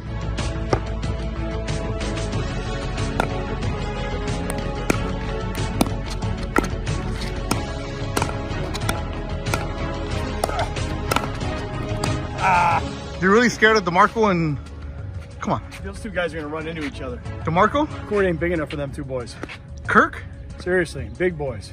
Soul brother. Too big. They're too big.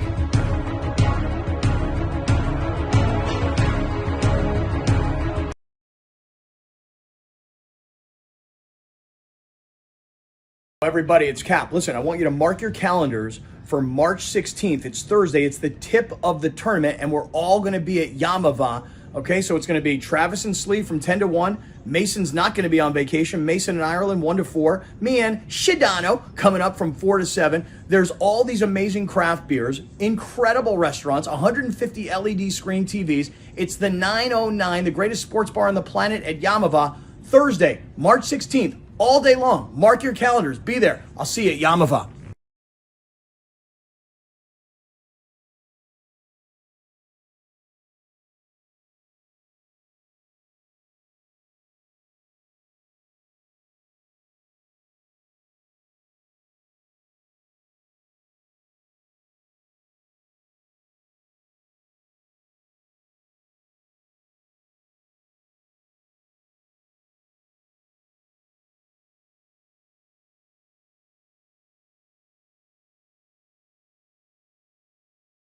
Christopher, Lindsay, you take it away.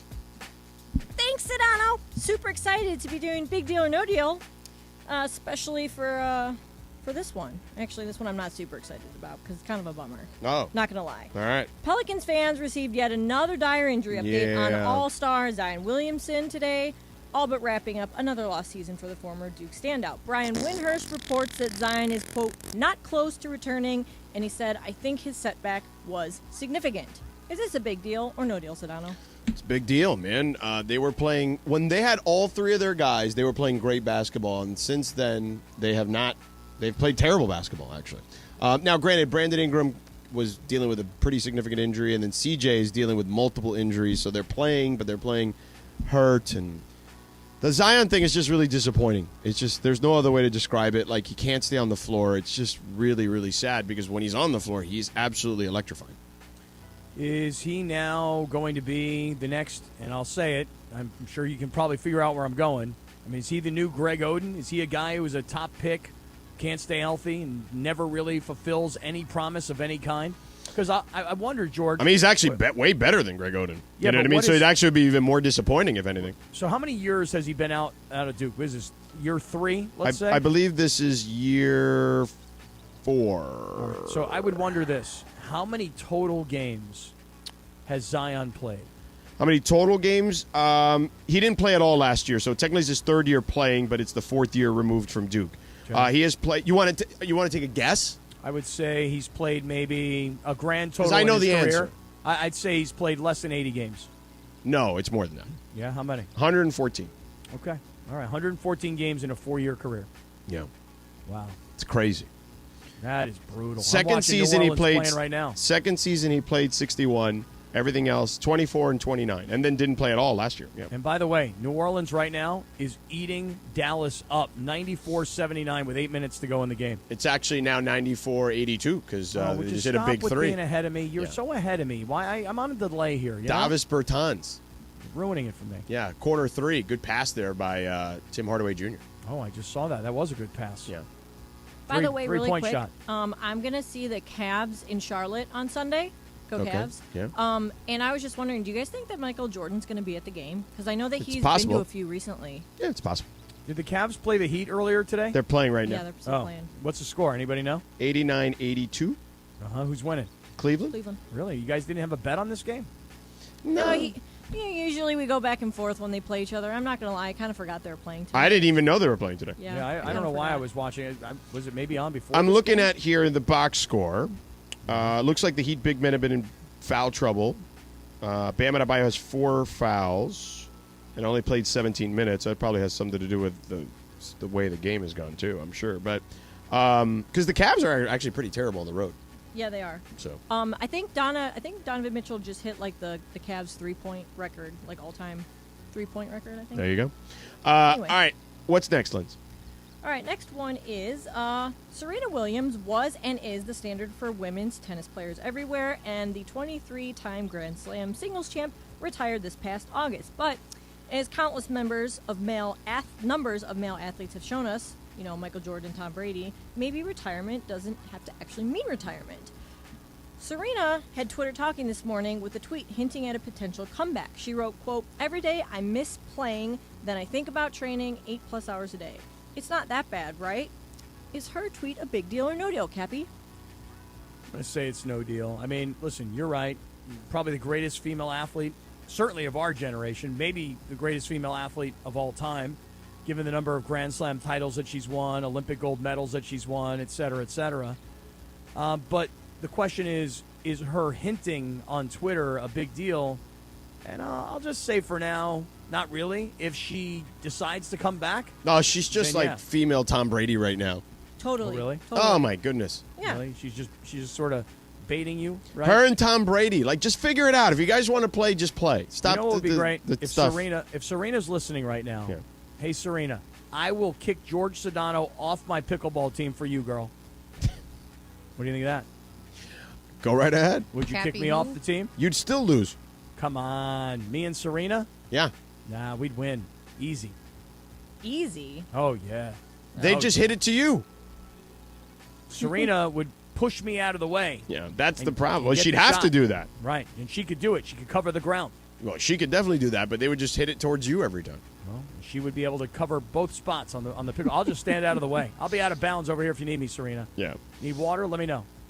Water guy. All right, one more. Go ahead. All right, the 95th Academy Awards will take place on Sunday, where, of course, Hollywood will celebrate the best the industry has to offer. But the Oscar-nominated films these days are rarely box office hits, and viewership of the awards broadcast has drastically declined. So the Oscars used to be a big deal, but Well, but didn't they do like Top Gun or something in this one? Like a bunch of like popcorn flicks are nominated. that one, they got a lot of the more popular ones got nominated for like special effects awards and things that aren't even on the actual broadcast. But I was just going to ask you No, guys, I thought Top Gun was in the best movie category. is it? I think it is. I think it is nominated for Best Film. Yeah. That may be like the only one. Generally speaking, the past couple years, like they're not big. No, box I office agree. hits. I actually think the biggest mistake they made in doing that stuff was the Dark Knight Rises, or the Dark Knight. Sorry, like that one. People got really mad when they didn't put that one in Best Picture. I'll tell you which one doesn't belong is The Fabelmans. You hate that movie. I am not a fan at all. And Steven Spielberg, I know you're listening.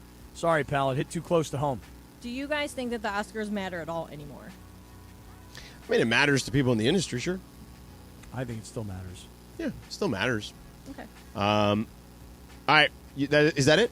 Yeah. Okay, big deal or no deal. Wow, we finished early. So now we can talk about the Cappy controversy. Yeah, I didn't know there was a Cappy controversy. As a matter of fact, looking in the YouTube live chat, and everybody else is waiting for the Cappy controversy too. I can't wait. So it started with Dead Meow 5. What's his deal? So Dead Meow says Cappy sure loves the YouTube chatlins and forgets about the circle, right? It's true. When we are on YouTube, I have the YouTube show on my phone, and I follow what's going on in the YouTube chat. Yeah. That's right. So Beto then quote tweets it and says, YouTube is Cappy Fest with a yawn emoji, circle forever. But then apparently Dead Meow did some investigation. You know, he is the Sedano and Kap Circle of Trust investigator, particularly of the Cappy Cast. Right. Okay? He wrote, I just checked it out, and it's the Cappy Cast folks chatting it up in there. We know where his loyalties lie. Now, I could now understand. Now it all makes sense why you love the YouTube. Well, I thought initially it's because, and I feel like this is still a big part of it, because you love seeing yourself on a screen somewhere. I do feel like that's a big part of it. I would probably say the overwhelming majority of it. You do love yourself some you. You're a maximizer, as we talked about when it comes to you. And then, but the fact that you're the Cappy Cast crew, as Dead Meow 5 says, or the folks, sorry, are in there, that I feel like then you love it even more. Well, you guys should love it too, because the fact of the matter is this: before the Cappy Cast chatlins, as they are called, before they came and got involved in the YouTube chat, sadly, we had nobody watching. I don't care, though, if we have anybody watching. I know you don't care. I know you don't care. But you know what? But you care for some reason. Well, because I think that we are trying to build audience everywhere. We're trying to build audience continually on terrestrial radio.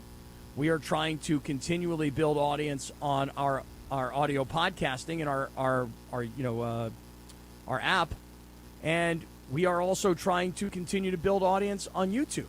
And when you have this amount of people listening on radio, you should be able to get a lot of people watching on YouTube. And the fact of the matter is, we were getting embarrassingly, 20 people. And because now, we're on when people are driving home. We're on during drive time. I think that's the biggest issue. Plus, we're not on every day. You say that you think that's the biggest issue. No, it is the biggest issue. I personally disagree, but that's neither here nor there. Neither of us are going to be right or wrong, and you guys are going to have your opinion. I'm going to have my opinion. So you're going to say that, just logically, that doesn't make sense? I'm going to say that, George, it really shouldn't be that hard to get 1,000 people to be watching on YouTube when you have 12 million people in L.A., when you have the number of people that listen to this radio station. Even 500 doesn't seem like that many to me. Now, when you only have, call it 20 or 30 people watching on YouTube, and then all of a sudden, because I've cultivated a YouTube audience over the last few years, when those people, my chatlins, decide to come over and be part of the YouTube audience over here, that's actually a good thing for the ESPN Los Angeles YouTube channel. I mean, but is it good for our show? They don't even, are they actually, paying attention to what we do around here at this station? Well, they're watching right now, and they're communicating, and they're in the YouTube chat. Yeah. And I can tell you that the people who work at the station, who deal with sales and marketing, they're trying to also build these other outlets because they're sellable. So, yeah, I think it's actually kind of a good thing, and you're welcome. You're right in the sense of it shouldn't be that hard. Why do you have to be such a jerk about it? You're welcome. I'm a jerk about it. You guys, all three of you wait, guys have some. Oh, no, wait. Hold on. Ready? I'll say all three of you guys always just gang up on me. No. That is not. I was about to agree with Kaplan before you cut me off. There you go. You see? Ahead. You jumped the gun. Go ahead. You know why? Again, you know why? Because you're on Bishotti's payroll. You are wrong about this, George. And everybody at the radio station, nobody has the guts to say to you, George, why are you so it's not down on YouTube? You know why I'm down on YouTube? Because I don't give a rat's ass what YouTube is. And again, you know what I care about the YouTube? I care about the total numbers of what the stuff that's being put on there so that the station can make money. Not the live stuff. I don't believe contributes to that. Of course, it contributes. Not in the numbers that are necessary to actually make money. Well, let me ask you a question. How do you intend to make money on YouTube?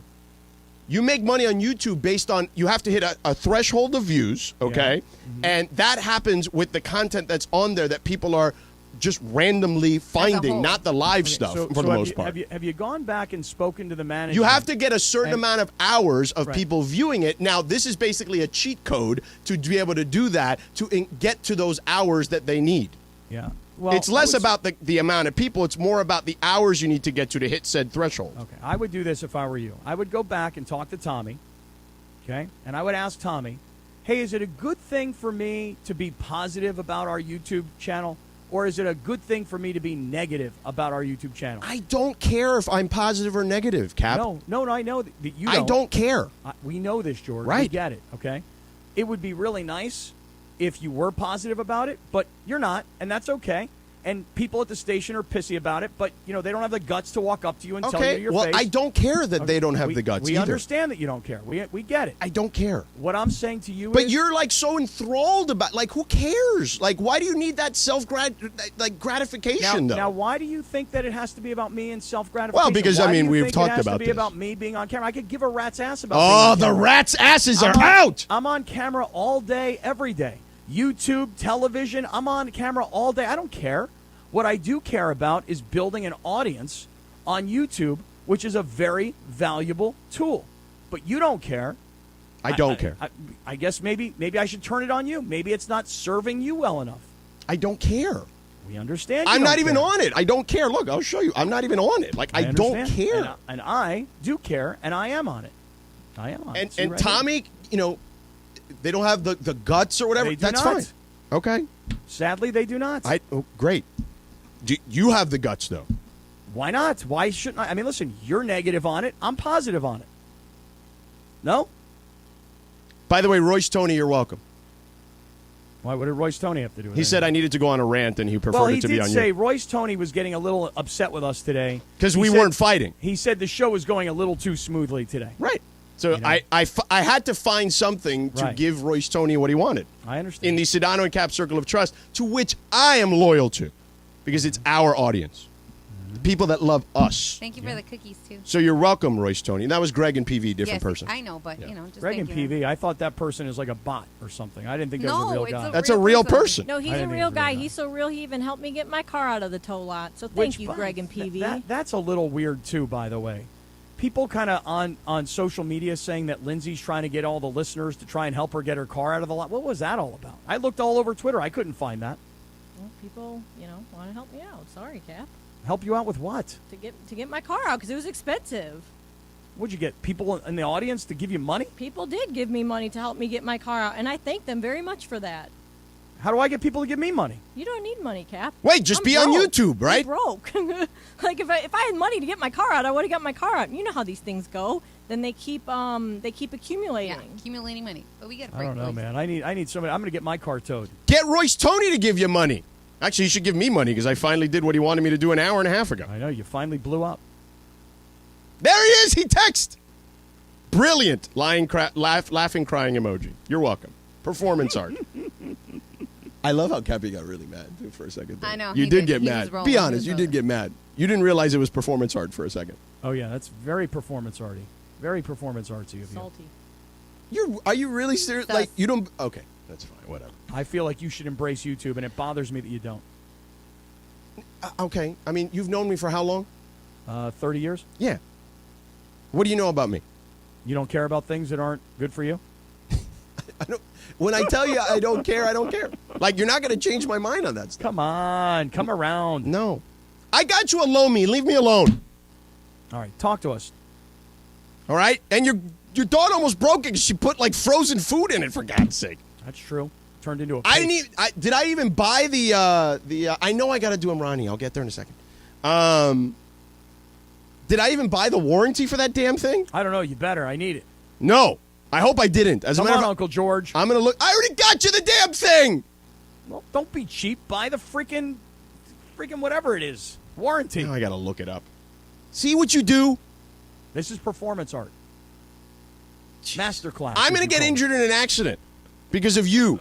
It's my fault. I'm going to be sitting there on the road, hopefully not get hurt, and get into an accident, and then immediately what I got to do is call Jacob. Call him. At 844-24 Jacob, because I'm going to be like, what word can I say, Laura? Hold on. Bleep. No, I can't say that. That's not funny enough. Just do the read. Ponche capi is what I'll say. And then, right? Then I got to call Jacob. 844-24 Jacob. Going through a traumatic experience because of you and your YouTube. Your body, my body, could be trying to recover. Mind racing. And I'm like, Who do I call? Well, definitely not Cappy. He's not going to help me. I got to call Jacob at 844-24-JACOB. And if I need to see a doctor, or you, God forbid, you're in an accident, you need to see a doctor, which then can lead to confusing phone calls, medical bills, and more headaches. And if you're injured in an accident, I told you already, call Jacob. Don't call Cappy. Call Jacob at 844-24-JACOB. Don't deal with it yourself.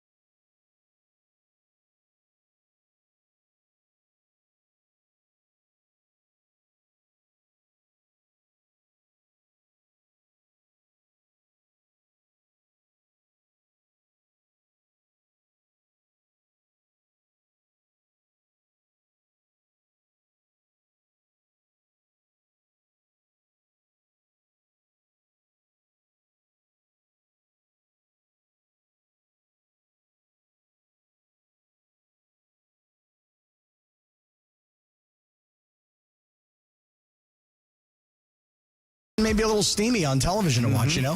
So, on Be Nasty Day, why don't we play some Janet? Give me a beat. There we go. Have a great night. We'll see you tomorrow at 4 p.m. Sedano and Cap. Final segment Wednesday afternoon right now.